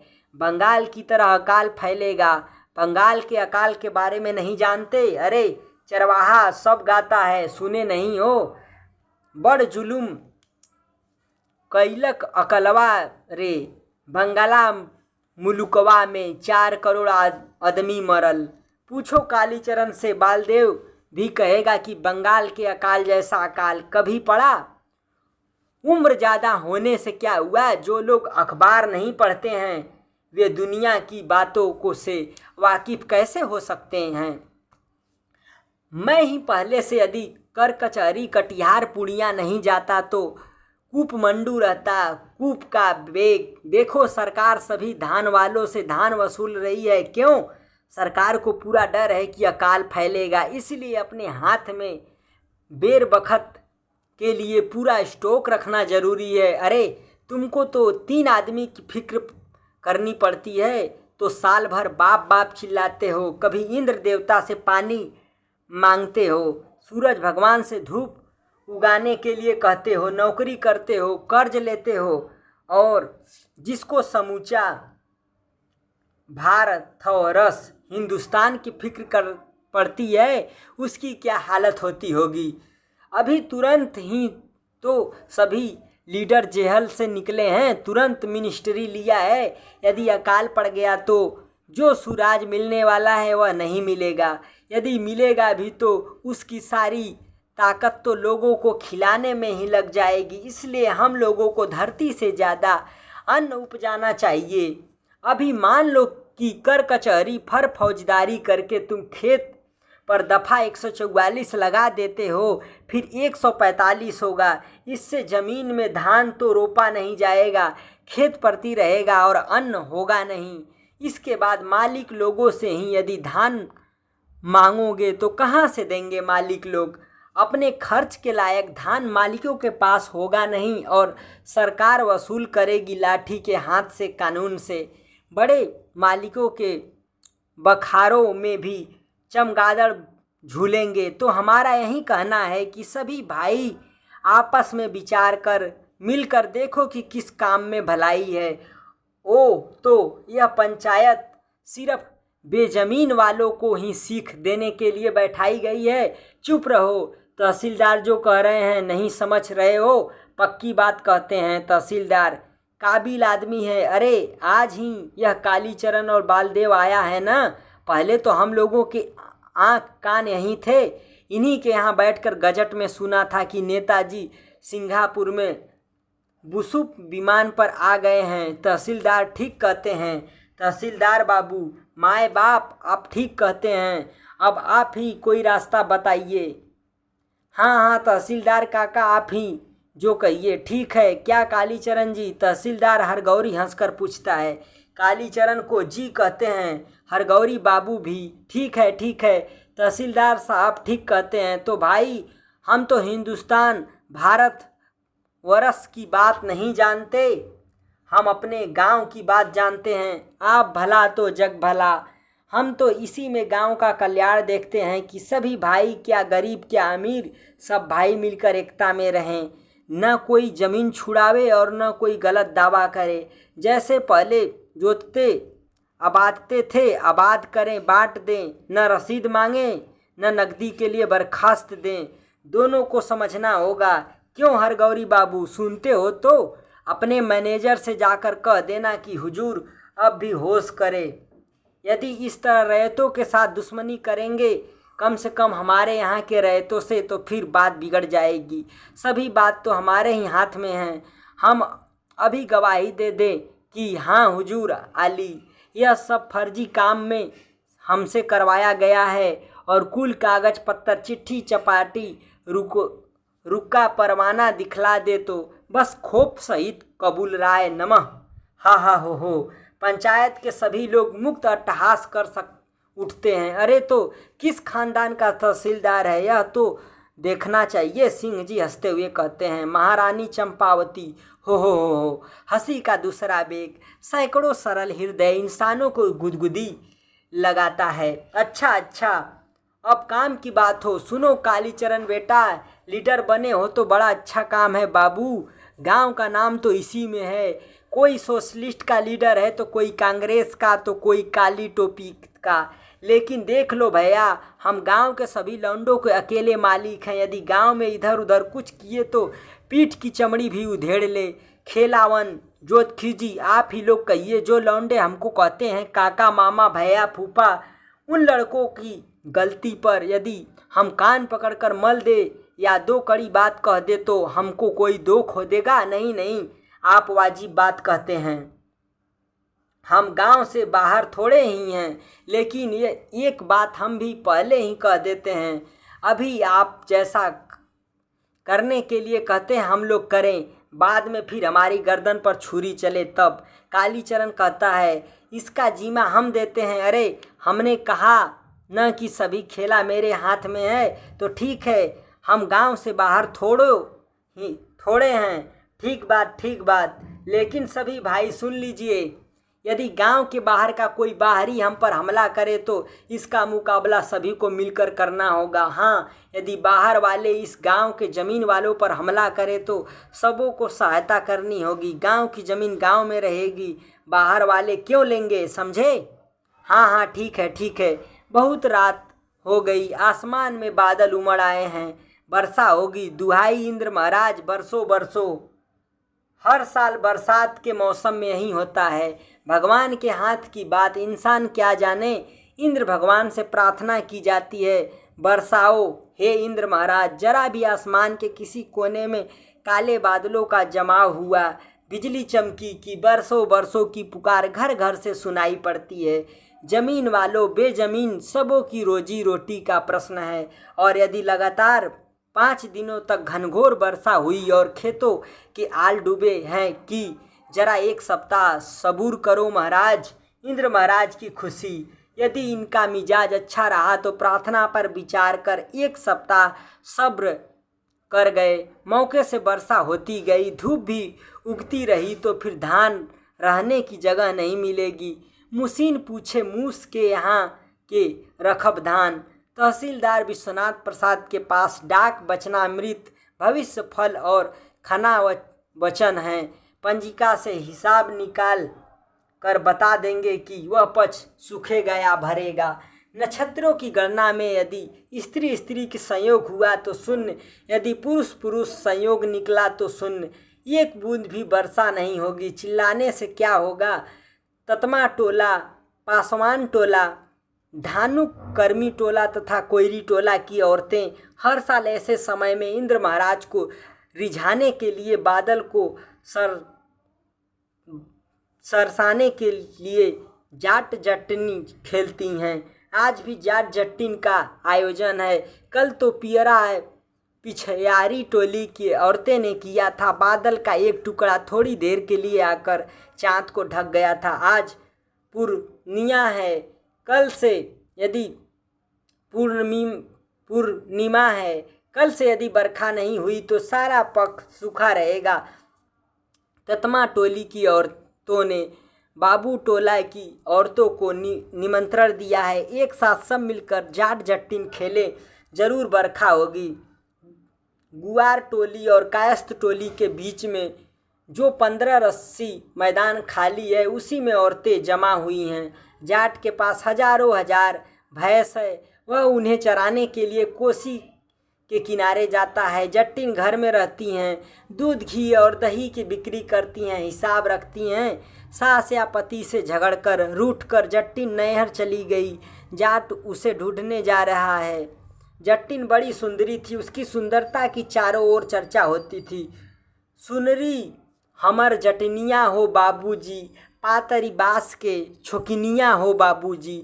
गौरी हमर जटनिया हो बाबूजी, चांदनी रात के इंजोरिया हो बाबूजी। नान्ही नान्ही दतवा पातर ठोरवा, छटके जैसन बिजलिया। इसलिए जाट को गांव के हरेक मालिक, नायक या मंडल पर संदेह जट्टिन नहर नहीं जा सकेगी। किसी ने जरूर उसे अपने घर में रख लिया होगा। रास्ते में कितने गांव हैं, कितनी नदियां हैं, कितने घाट हैं और घटवार हैं। वह रास्ते में हर गांव के मालिक, मंडल और नायक के यहाँ जाता है। नायक जी हो, नायक हो, खोले देहो किवड़िया हो नायक जी, ढूंढे देहो जटनिया हो नायक जी। जट्टिन बनी है रम पियरिया रम और जाट बनी है कोयरी टोला की मखनी। मखनी ठीक मर्दों जैसी लगती है। जाट जट्टिन अभिनय के साथ और भी सामयिक अभिनय तथा व्यंग नाट्य बीच बीच में होते हैं। फुलिया बनी है डॉक्टर, उसने कमल की फूल की डंडी को किस तरह जोड़ तोड़ कर डॉक्टर के गले में झूलने वाला आला बनाया है। सनीचरा का नया पैजामा मांग लाई है और बिहुला नाच वालों के यहाँ से साहबी टोला और कोट मांग लाई है। ये मैन इधर आता काहे, बोलो क्या होता है हुजूर। थोड़ा सिर दुखता है, थोड़ा आँख भी दुखता है, थोड़ा कान भी दर्द करता है और कलेजा भी धुक धुक करता है। सर्दी भी होता है, गर्मी भी लगता है, भूख नहीं लगता है और अब भूख लगता है तो खाना नहीं मिलता है। रोगी बनी है धानुक टोली की सुरती, खूब बात जोड़ती है हा हा हा हा हा। अरे बाप रे बाप, ऐसा बीमारी तो कभी नहीं देखा। तुम्हारा बेजब देखे देख कर तुम नहीं बचेगा। तुम्हारा बीमारी को कीड़ा हो गया, जक्सैन लगेगा। दूसरी रोगिणी आती है, कुर्मी टोले की तराबत्ती। ऐ औरत, तुमको क्या हुआ? हमारा दिल धक धक करता है। अरे बाप, यहाँ तो सबों का दिल धक धक करता है, हमारा भी दिल धक धक करने लगा। डॉक्टर और रोगिणी दोनों डरते हुए एक दूसरे को बाहों में पकड़ लेती हैं। दिल धक धक, दिल धक धक। औरतें की मंडली हंसते हंसते लोटपोट हो जाती है। बुढ़िया की खांसी उभर आती है। हो खो खो आँखों खूब किया। मर्दों को जाट जट्टीन देखने का एकदम हक नहीं है। यदि यह मालूम हो गया कि किसी ने छिपकर भी देखा है तो दूसरे ही दिन पंचायत में चली जाएगी बात। जिसको मूछें नहीं उगी हैं वह देख सकता है। अंत में औरतें मिलकर हल जोतती हैं। हल और बैल किसी का ले आती हैं और जोतते समय गांव की बड़े बड़े किसानों को गाली देती हैं। अरे विश्वनाथ तहसीलदारवा, जल्दी पानी ला रे, प्यास से मर रहे हैं। अरे सिंघवा सिपहिया रे, पानी लाओ रे। अरे रख खिलौना रे, पानी ला रे। इस गाली को कोई बुरा नहीं मानते, बल्कि किसी बड़े किसान का नाम छूट जाए तो उसे तकलीफ होती है, बहुत दुख होता है। इस बार डॉक्टर को भी गाली दी जाती है। अरे डॉक्टरवा रे, अरे परसंतो रे, जल्दी से बोतल से पानी ले आ रे। हो हा हा। आसमान में काले बादल घुमड़ रहे हैं, बिजली भी चमक रही है। भाग 38। 2 दिन से बदली छाई हुई है, आसमान कभी साफ नहीं होता। 2-3 घंटों के लिए वर्षा रुकी, बूंदाबांदी हुई, फिर फुइया एक छोटा सा सफ़ेद बादल का टुकड़ा भी वह नीचे की ओर आ गया तो हरहरा कर वर्षा होने लगती है। आषाढ़ के बादल रात में मेढकों की टटराहट के साथ असंख्य कीट पतंगों की आवाज़ शून्य में एक अटूट रागनी बजा रही हैं। टर मेकू झी झी ची, किर किर सी, किटिर किटिर झी टर। कोठारीन लक्ष्मी दासीन को नींद नहीं आ रहा है। चित्त बड़ा चंचल है। रह रहकर ऐसा लगता है कि उसके शरीर पर कोई पतंगा घुरघुरा रहा है। वह रह रहकर उठती है, बिछावन झाड़ती है, कपड़े झाड़ती है, लेकिन वही सरसराहट। वह लालटेन की रोशनी तेज कर बीजक लेकर बैठ जाती है। जाना नहीं, बुझा नहीं, समझ किया नहीं गौन। अंधे को अंधा मिला, राह बतावे कौन? कौन राह बतावे? नहीं, उसने बालदेव जी को जाना है, अच्छी तरह पहचाना है। महंत सेवादास जी कहते थे, लक्ष्मी बालदेव साधु पुरुष है, लेकिन बालदेव जी तो इतने नाजुक हैं कि कभी एकांत में बात करना चाहो तो थर थर काँपने लगे, चेहरा लाल हो जाए, लाज में या डर से। लेकिन विरह बाण से घायल लक्ष्मी का मन सिसक सिसक कर रह जाता है। विरह बाण जिहिला गिया, औपध लगे न ताही, सुसुकी सुसुकी मरी मरी जीवे, उठे कराही कराही। किंतु बालदेव जी को क्या पता लक्ष्मी क्या करे। टर में झी टिक टिक झीरी। नहीं, लक्ष्मी अब नहीं सह सकेगी। वह बालदेव जी के पास जाएगी। मसहरी नहीं है, बालदेव जी को मच्छर काटता होगा। नहीं, वह नहीं जाएगी। वह क्यों जाएगी? पानी प्यावत क्या फिरो, घर घर शायरी बारी। तीसरावंत हो गया, पीवेगा झकमारी। रामदास, महंत रामदास अब लक्ष्मी से बहुत कम बोलते हैं। वे नाम के महंत हैं। वे कुछ नहीं जानते, कुछ नहीं समझते। उन्हें कुछ भी नहीं मालूम कितनी आमदनी और कितना खर्च होता है। उनको क्या पता? 20 से ज़्यादा तो गिनना नहीं जानते, कोड़ी का हिसाब जानते हैं। रामदास जी समझ गए हैं कि यदि लक्ष्मी मठ को एक दिन के लिए भी छोड़ दे तो रामदास के लिए यहाँ टिका रहना मुश्किल होगा। लक्ष्मी जादू मंत्र जानती है, क्या कागज पत्तर, क्या खेती बाड़ी और क्या हाकिम महाजन, सभी में वह अव्वल है। महंत रामदास जी समझ गए हैं कि यदि इज्जत के साथ बैठकर दूध मलाई भोग करना हो तो लक्ष्मी को जरा भी अप्रसन्न नहीं किया जाए।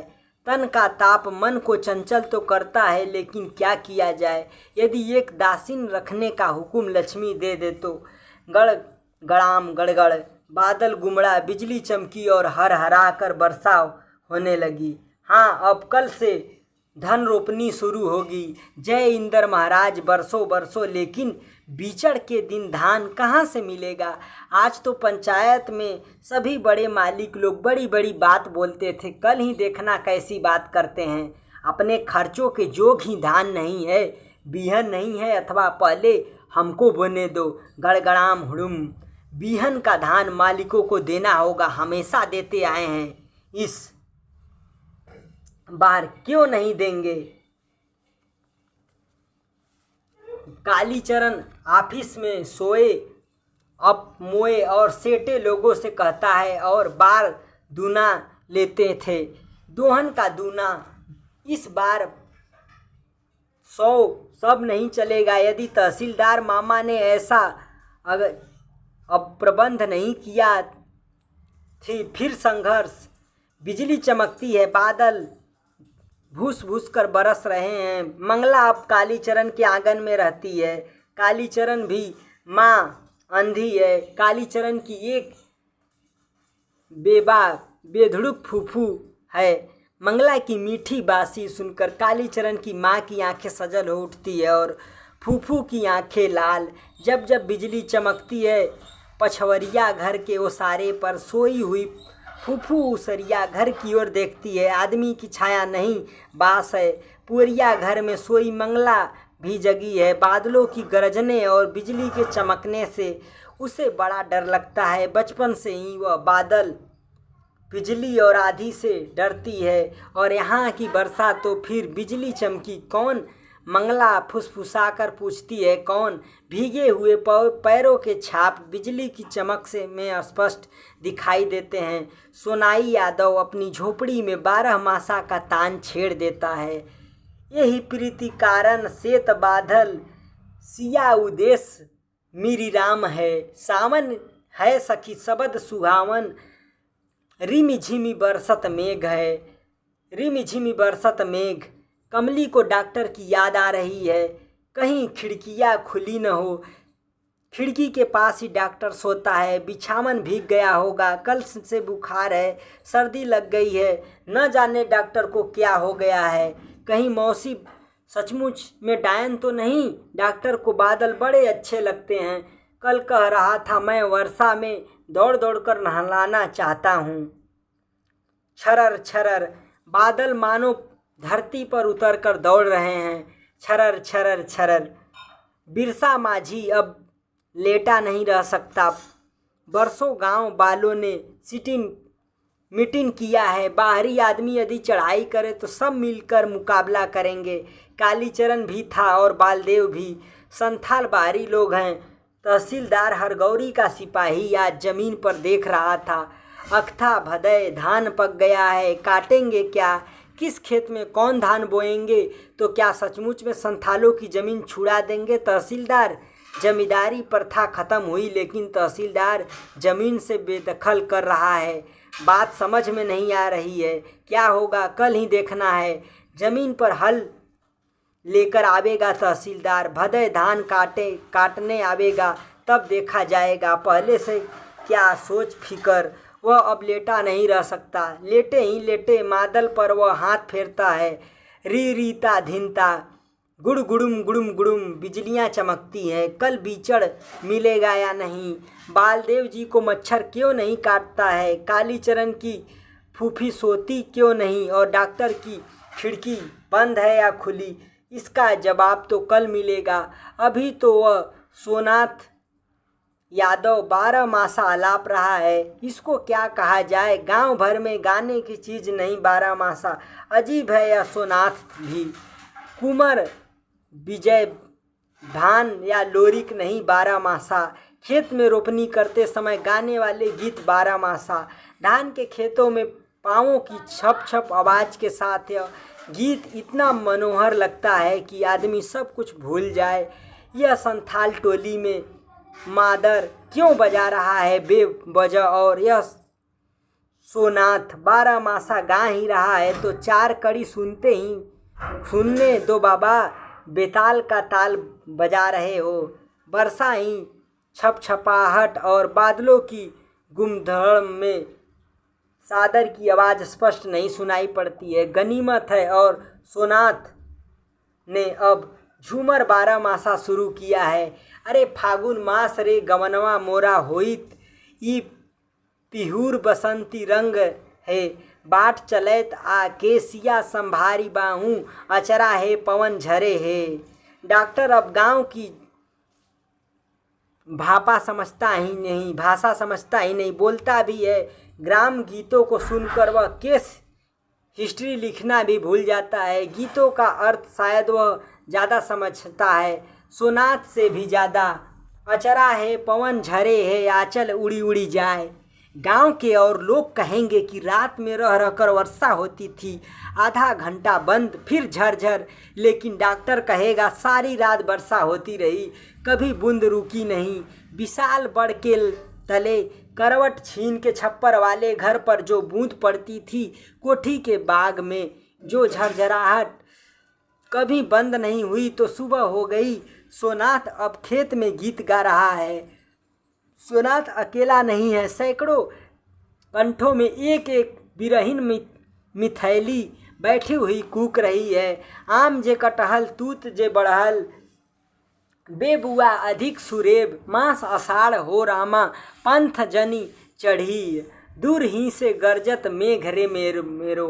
बाग में आम कटहल तूत और कटहल बढ़हल के अलावा कागजी नींबू की डाली भी झुकी हुई है, और दूर से मेघ भी गरज कर कह रहा है, आ पंथी अभी राह मत चलना। लोग दूर के साथी को अपने पास बुलाते हैं, विरह में तड़पते हैं, मेघों के द्वारा संदेश भेजते हैं, और घर आया हुआ परदेसी बाहर लौट जाना चाहता है। नहीं नहीं, बिजली की यह चमक पर मैं चौक चौक कर रह जाऊंगी। बादल जब गरजते हैं तो कलेजे की धड़कन बढ़ जाती है।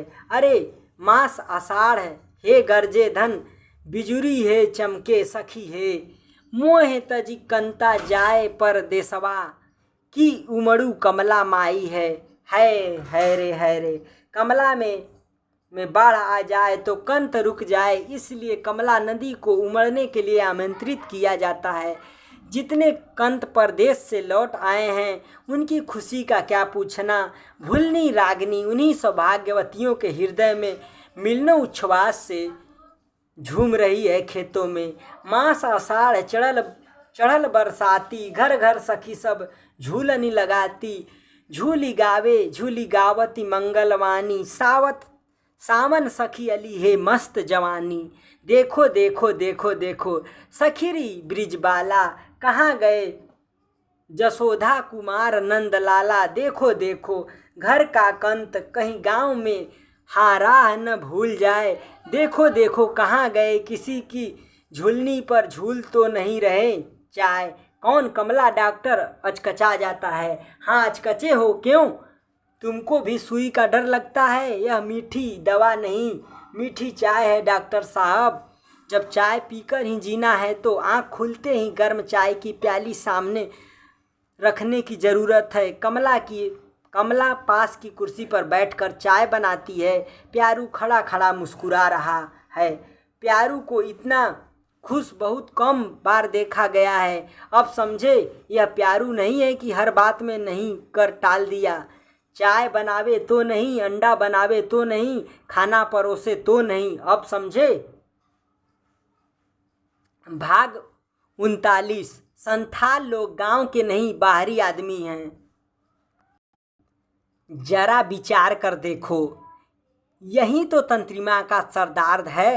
अच्छा तुम ही बताओ जगरू, तुम लोग कौन ततमा हो? मगहिया हो ना? अच्छा कहो तुम्हारे दादा ही पश्चिम से आए और तुम्हारी बेटी तिरहुतिया तंत्रिमा के यहाँ ब्याही गई है।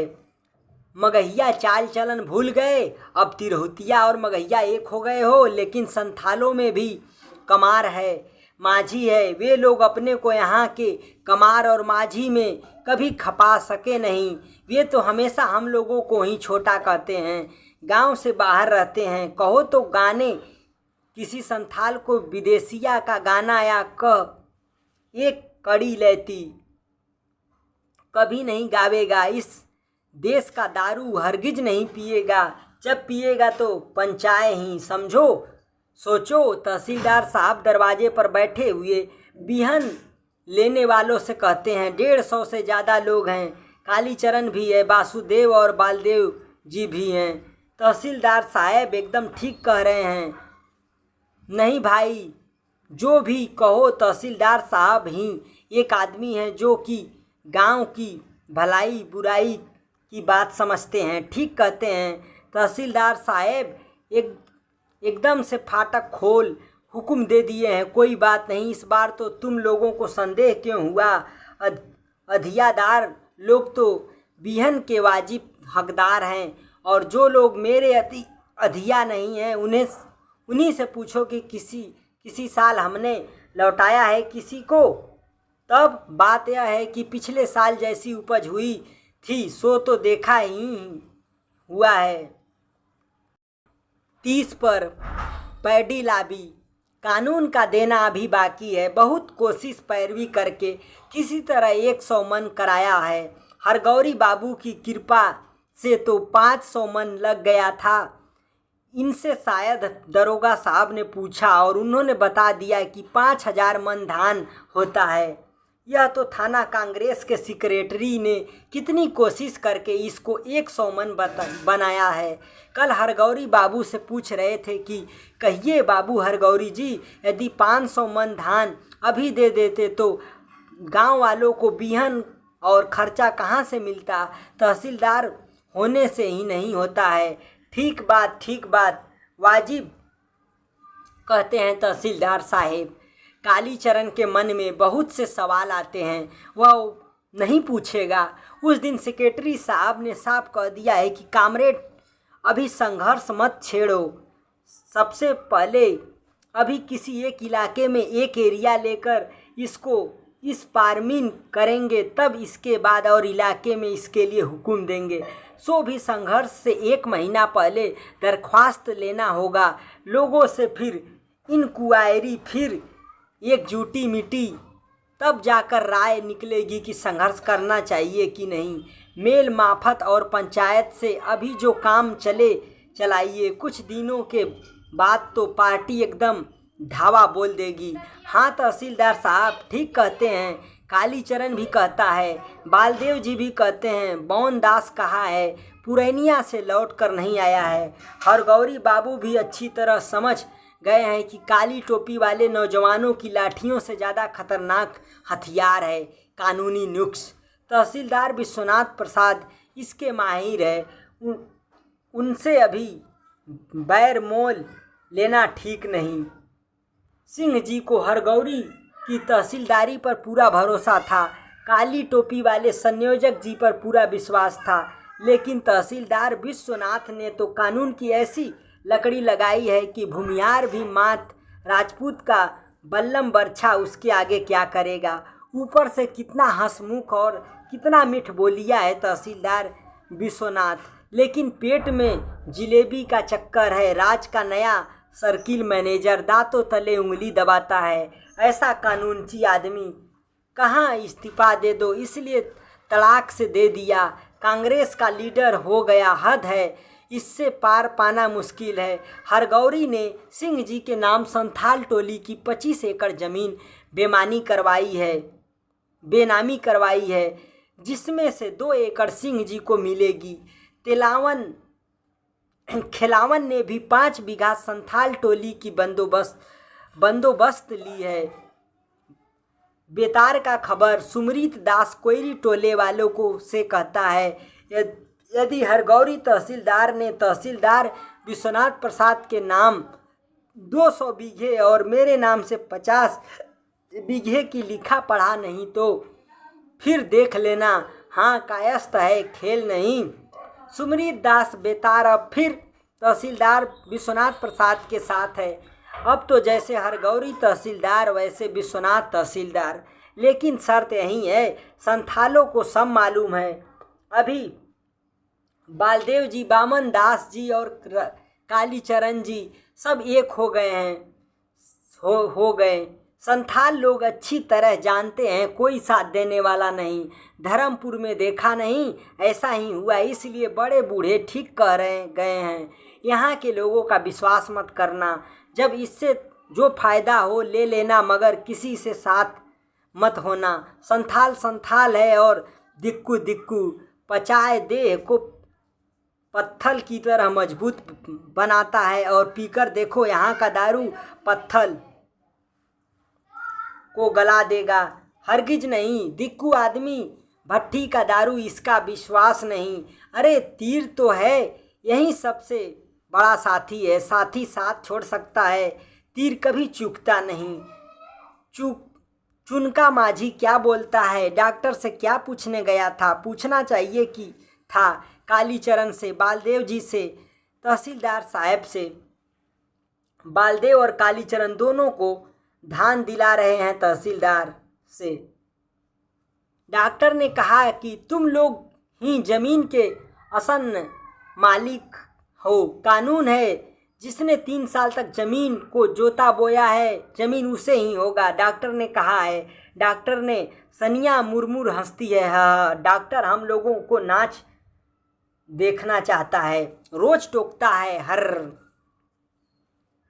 जवान जोगिया माझी तीर के मूंछ पर जंगली हंस के पैरों को बांधते हुए कहता है, डॉक्टर ने 1 खरगोश का दाम दिया था 10 रुपया, 12 रुपया दर्जन चूहा। 2 सियार के बच्चों का दाम 50 रुपया दे सकता है। कोई बड़ा आदमी इतना दाम, सरकारी आदमी है मगर घूसखोर नहीं।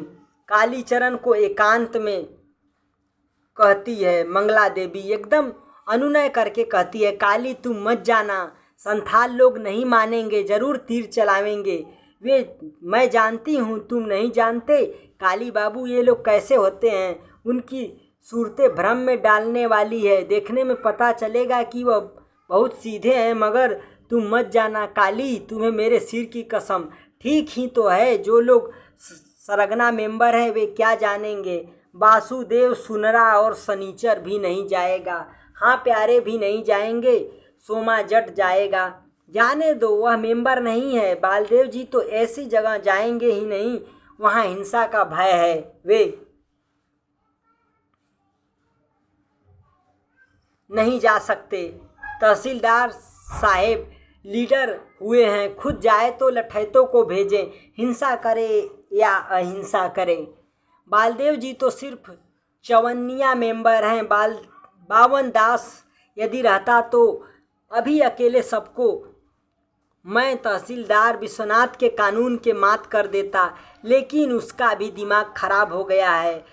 7 दिन हुए, चिट्ठी लिखाने गया है, सो लौटा नहीं है। गांधी जी को चिट्ठी देगा, गांधी जी को इतनी फुर्सत कहाँ है बाबा जो तुमको जवाब देंगे, लेकिन नहीं। बामन ने बहुत बार चिट्ठी लिखवाई है और हर बार जवाब आया है, भाई बामन दास जी आपका खत मिला। इस बार शशांक जी सबको पढ़कर सुना रहे थे। महात्मा जी ने बामन दास को प्रणाम लिखा है। बामन दास को महात्मा जी भी भगवान कहते हैं। बामन जरूर अवतारी आदमी है, वह ठीक कहता था। भारत माता और भी जार बेजार हो रही है। मैया रे मैया, बाबा हो बाबा। कौन रोती है, कौन? रमपियरिया रोती है, उसके भाई गनोरी को तीर लग गया। कहाँ लगा, किसने मारा? संथालों ने। कहाँ? लोग भागे क्यों आ रहे हैं? गांव में कुत्ते भूक रहे हैं, कौवे काँव काँव कर रहे हैं। जोतकी काका ठीक कहते थे, गांव में चील काग उड़ेगा, हसेरी बलवा लाठी निकाल ले। कहाँ हसेरी, भाला निकालो रे, कहाँ हसेरी, कैसा बलवा, क्या बात है? संथाल लोग तहसीलदार विश्वनाथ प्रसाद के 40 बीघा वाले बिहन के खेत में बिहन लूट रहे हैं, नई बंदोबस्ती वाली ज़मीन में नहीं भाई, अपनी खास ज़मीन में, कोठी के पास वाली ज़मीन में लाठी निकालो। गनोरी ने हल्ला किया, तीर छोड़ दिया, जांघ में लगा है तीर, लहू की नदी बह रही है, बेहोश है, अस्पताल में टांग कर लाया गया है। संथाल लोग बेखौफ धान का बीहड़ उखाड़ रहे हैं। चलो चलो मारो साला संथाल बाहरी आदमी, जान जाए तो जाए। तहसीलदार विश्वनाथ प्रसाद की ही जमीन पर धावा किया है। चलो रे भाव कुत्ते परेशान हैं भूखते भूखते। Ring ring ring ring ring डा डा डा डा डा। संथालों के डिग्गा और मादल एक स्वर में बोल उठे, ring ring ring ring ring डा डा डा डा। आज रिंग रिंग ता धिनता अथवा डा डिंगा नहीं, सिर्फ रिंग रिंग रिंग रिंग डा डा डा डा यह खेत में बजा रहा है। संथालिनों की सचेत कर रहा है, तुम लोग भी तैयार रहो। डा डा डा डा संथालिनें जवाब देती हैं, रिंग री री री अथार तैयार हैं। जूड़े में फूल खोसने से सब जितनी देर लगे तैयार हैं। जय काली माई की जय। 200 गलों की आवाज़ सुनकर काली थान के बड़गाछ पर बैठे हुए कौवे एक ही साथ काँव काँव कर उड़ते हैं। कुत्ते और भी जोर से भूखने लगते हैं। जय काली माई की जय, महात्मा गांधी की जय, इनकिलाब जिंदाबाद, भारत माता की जय, सोशलिस्ट पार्टी जिंदाबाद, झंडा हिंदू राज का, हिंदू राज की जय, तहसीलदार विश्वनाथ प्रसाद की जय, बालदेव जी की जय। घेर लो चारों ओर से, भागने न पाए। हो अब नारा नहीं सिर्फ हो। घेर घेर मारो हो। तीर चला रहा है, लेट जाओ, तीर चलाओ, मारो, गुलेटा चलाओ। बिरसा माझी भागा जा रहा है, मारो भाला। बिरसा पानी में गिर पड़ा, छप भाला लग गया। सुखानू को क्या हुआ, तीर लग गया कलेजे में। संथालिनें भी तीर चलाती हैं, बच्चे भी। बिरसा माझी गिर पड़ल रे, डा डा डा डा डा री री री। गिरने दो तुम भी गिरो, बैठ के तीर चला सोनिया। सूखी मुर्मू गिरले रे, डा डा डा, गिरने दो तुम भी गिरो। रिंग जगारी बेटा, ठीक निशाना लगा बेटा। हरगौरी तहसीलदार के कलेजे पर, हाँ वाह बेटा, डा डा डा। हरगौरी तहसीलदार गिरल रे, गिरने दो री री री री। तहसीलदार हरगौरी तहसीलदार गिर पड़ा, भागो मत। ए सुनो तुम लोगों को, अपना माँ बहन की कसम, गुरु देवता की कसम, काली क्रिया, जो भागे वह दोगला। संथालों के तीर खत्म हो रहे हैं, अब घेर के मारो। मंगलदास को संथालो चलो, जय काली माई की जय, मारो भाला। अरे बच्चा नहीं है, इसी ने तहसीलदार को मारा है। वाह बहादुर, ठीक है अब लगाओ बुलेटा। उस बूढ़े को साला डिंगा बजा रहा है, भाग रहा है। साले अब भाग रहे हैं, घेरो, भागने न पाए। संथालिनें पाट के खेत में छिपी हुई हैं, घेर लो, एकदम फ्री, आज़ादी है, जो जी आवे करो। बूढ़ी जवान बच्ची जो मिले, आज़ादी है, पाट का खेत है, कोई परवाह नहीं है। फांसी हो या काला पानी छोड़ो मत। संथालिनें भी रोती हैं, दर्द से छटपटाती हैं, चिल्ला चिल्ला कर रोती हैं या गाती हैं। कुहराम मचा हुआ है पाट के खेतों में, कोठी के जंगल में। कहाँ 200 आदमी और कहाँ 2 दर्जन संथाल, 1.5 दर्जन संथालिनें, सब ठंडा। संथाल टोली के 4 आदमी ठंडे हुए, 7 घायल हुए और 1 लड़के की हालत खराब है। संथालिनें दोहरे दर्द से करा रही हैं। तहसीलदार की हंसेरी में 10 डंडे हुए, 12 बुरी तरह जख्मी हुए और 30 आदमी को मामूली घाव लगा है। संथाल टोली को लूट लिया गया। तहसीलदार हरगौरी की हालत बहुत खराब है, शायद नहीं बचेंगे। भाग 40। जोतकीजी ठीक कहते थे, गांव में चील काग उड़ेंगे और पुलिस दरोगा गली गली में घूमेगा। पुलिस दरोगा, हवलदार और मिलिट्री 4 हवा गाड़ी में भरकर आए हैं। दुहाई माँ काली, एसपी, कलेक्टर, हाकिम अभी आने वाला है। लहास बाप रे, कौन कहता था कि अंग्रेज बहादुर का अब राज नहीं रहेगा। तहसीलदार हरगौरी भी मर गए। कोई घर से मत निकलो, पखाना पेशाब सब घर के ही अंदर करो, घर से निकले कि गिरफ्त कर लेगा। दुहाई काली माई, बालदेव जी को दरोगा साहब ने बुलाया है, कलिया कालीचरण जी को भी। देखे ये दोनों तो किसी से डरने वाले नहीं हैं। क्या होता है, दो लीडर तो हैं और आप ही यहाँ के लीडर हैं। दरोगा साहब बालदेव जी से पूछते हैं। इस पिताल के फालतू घर में दरोगा साहब कचहरी लगाकर बैठे हैं। मिलिट्री ने संथालों को गिरफ्त कर लाया है, जख्मी घायल और बूढ़े बच्चों को भी सबको गिरफ्तार किया है। नहीं, जख्मी लोगों को मरहम पट्टी तो कल ही डॉक्टर साहब ने कर दी है। 2 संथाल और 14 गैर संथाल घायलों को पुरैनिया के बड़े अस्पताल भेजा गया है। सबों को लहास भी चली गई है। सिंह जी, शिवशंकर सिंह और हर एक टोला से 2-4 आदमी लहास के साथ गए हैं। न जाने कब लहास मिले, चीर फाड़ कर मिलेगी। हे भगवान, बालदेव जी क्या जवाब दे। लीडर हैं, किसके लीडर? संथालों के यार गैर संथालों के। खखार कर गले को साफ करते हुए बालदेव जी के मुंह से बस वही पुराना जवाब निकलता है जो उसने हरगौरी को दिया था जिस दिन कलिया पगला गया था। नहीं हुजूर, हम तो मूर्ख और गरीब ठहरे। मूर्ख आदमी चाहे गरीब आदमी कभी लीडर हुआ है हुजूर? दरोगा साहब बालदेव जी को पास की कुर्सी पर बैठने को कहते हैं। अरे हम आपको जानते हैं बालदेव जी, बैठिए। वासुदेव और सुंदर एक दूसरे का मुंह देखते हैं। कालीचरण जी को कुछ पूछा भी नहीं। लो तहसीलदार साहब संभाल लेते हैं। दरोगा साहब यही हैं कालीचरण बाबू, यहाँ के सोशलिस्टों के लीडर। बड़े बहादुर हैं, लेकिन सिर्फ बहादुर ही नहीं, मगज भी हैं। ओहो कालीचरण जी आइए साहब। आप लोग तो साहब क्या कहते हो, न करवाई जो न करवाइए। दरोगा साहब मुंह में पान जर्दा डालते हुए कहते हैं। लेकिन यहाँ तो सुना कि आप लोगों ने बड़े दिमाग से काम लिया है। हमको तो सुबह आते ही सारी बातों का पता चल गया। तारीफ करने के काबिल। वाह, बैठिए। कालीचरण बैठते हुए कहता है। देखिए दरोगा साहब, यदि आपस की पंचायत में सारी बातों का फैसला हो जाए तो हम लोगों को पागल कुत्ते ने नहीं काटा है। जो आपस की पंचायत से यह खूनी केस। दरोगा साहब का पान भरा मुंह एकदम गोल हो जाता है। नहीं, यह नहीं, यही आधी बट्टेदारी का सवाल। ओ, दरोगा साहब ने पीक की कुल्ली फेंकते हुए कहा। ओ, सो तो ठीक है। अरे आप ही हैं, सोशलिस्ट पार्टी वाले हैं। कहिए तो जो काम पंचायत से या 4 आदमी की राय से नहीं होगा वह क्या कहते हैं तुल फजूल से हो सकता है। हिंसा के रास्ते पर तो हरगिज जाना ही नहीं चाहिए। बालदेव जी बहुत गंभीर होकर कहते हैं। क्या कहते हैं?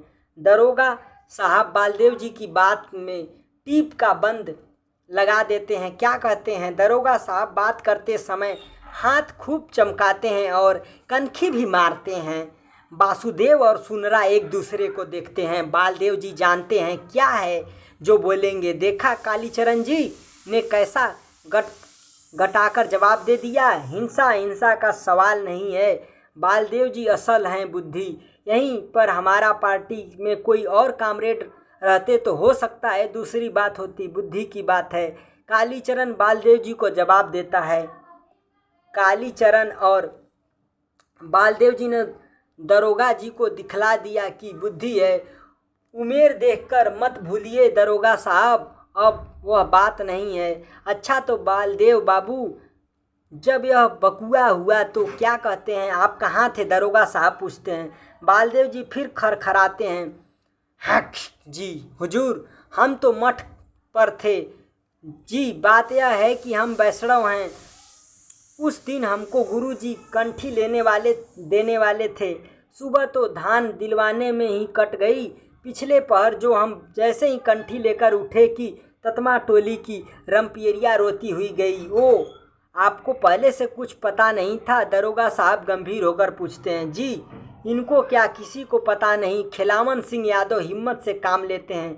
आखिर दरोगा साहब के लिए इतना खाने का इंतजाम भी तो वहीं कर रहे हैं। वह दरोगा साहब से क्यों नहीं बोलेंगे? तहसीलदार साहब कुछ नहीं बोलते हैं। ओ खिलावन जी आइए बैठिए। ठीक है, हम यहीं हैं। जरा हुजूर जल्दी किया जाए, उधर ठंडा हो जाएगा। खिलावन जी कहते हैं। सिर्फ यहाँ के दोनों लीडर ही बुद्धि वाले नहीं, और लोग भी बुद्धि रखते हैं हुजूर। हमारा लड़का अभी रहता तो हुजूर से अभी अंग्रेजी में बतिया लेता। रामायण के जैसी एक किताब है लाल मोटी, उसी में देखकर वह आपसे अंग्रेजी में बतिया लेता। खिलावन सिंह यादव कहते हैं, अच्छा आपका लड़का अंग्रेजी बोल लेता है? हाँ डॉक्टर बाबू से बराबर अंग्रेजी में ही बोलता है। मुकदमा की राय भी पढ़ लेता है। बालदेव जी कहते हैं 8 क्लास में पढ़ता है। कालीचरण जी कहते हैं, अच्छा आप यहाँ कहाँ तक पढ़े हैं? कालीचरण जी, कोई स्कूल में नहीं। वाह साहब क्या कहते हैं, आपकी बोली सुनकर तो कोई नहीं कह सकता है कि आप जाहिल। वो पढ़ लिख लेते हैं, अखबार भी पढ़ लेते हैं। वाह, रामायण भी पढ़ते हैं, महाभारत भी। वो क्या कहते हैं कि बालदेव भी अखबार पढ़ता है। खिलावन सिंह यादव कहते हैं, अखबार तो हम लोग भी पढ़ लेते हैं, लेकिन बहुत झूठ बात लिखता है अखबार में।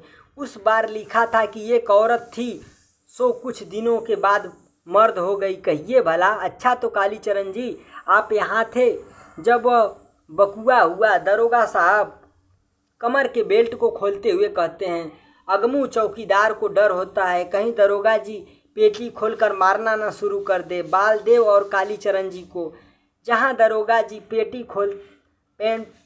खोलते हैं कि अगमू का चेहरा फक हो जाता है। नहीं, ऐसा नहीं कर सकते हैं दरोगा जी। जी मैं तो उसी दिन सुबह का धान दिलवाकर ठीक 12 बजे दिन में ही पुरैनिया चला गया था। तहसीलदार हरगौरी, तहसीलदार विश्वनाथ प्रसाद जी जानते हैं। ओ आप पुरैनिया गए थे? दरोगा साहब एक लंबी सांस छोड़ते हैं। अच्छा तो अब उस पहर को काम कीजिएगा दरोगा साहब। तहसीलदार साहब कहते हैं, नहीं तहसीलदार साहब, एसपी आने वाले हैं, हमको अभी सब काम खत्म कर रखना है। गवाहों के इजहार जी, कुछ असल गवाही 2-3 ले लीजिए और सब बाद में। अरे काली बाबू, बालदेव बाबू, तुम लोग तो जो सच्ची बात है वहीं वो कहोगे, कोई झूठी गवाही तो नहीं। लिख लीजिए इन दोनों के बयान। दस्तखत करना दोनों जानते हैं, आप लोगों का क्या ख्याल है? दरोगा साहब धीरे से पूछते हैं, हाँ दस्तखत करने में क्या है? कालीचरण कहता है। कालीचरण जी हाथ झाड़कर दस्तखत करते हैं और बालदेव जी बड़े प्रेम से आस्ते आस्ते लिखते हैं। भाई बालदेव जी सचमुच साधु हैं। बलदेव, दरोगा साहब कहते हैं, बालदेव जी जरा ब में एक लाठी लगा दीजिए और द के ऊपर क्या कहते हैं, एक तलवार सी और बाकलम खुद। दरोगा साहब बालदेव जी नाम में भी लाठी तलवार नहीं लगाते हैं, हिंसावाद। कालीचरण मुस्कुराकर खड़ा हो जाता है। दरोगा साहब ठठाकर हंस पड़ते हैं। इसके बाद सभी लोग हंस पड़ते हैं। अलबत्त जवाब दिया कालीचरण जी ने। दरोगा साहब पानी पानी हो गए। देखो बुद्धि है या नहीं।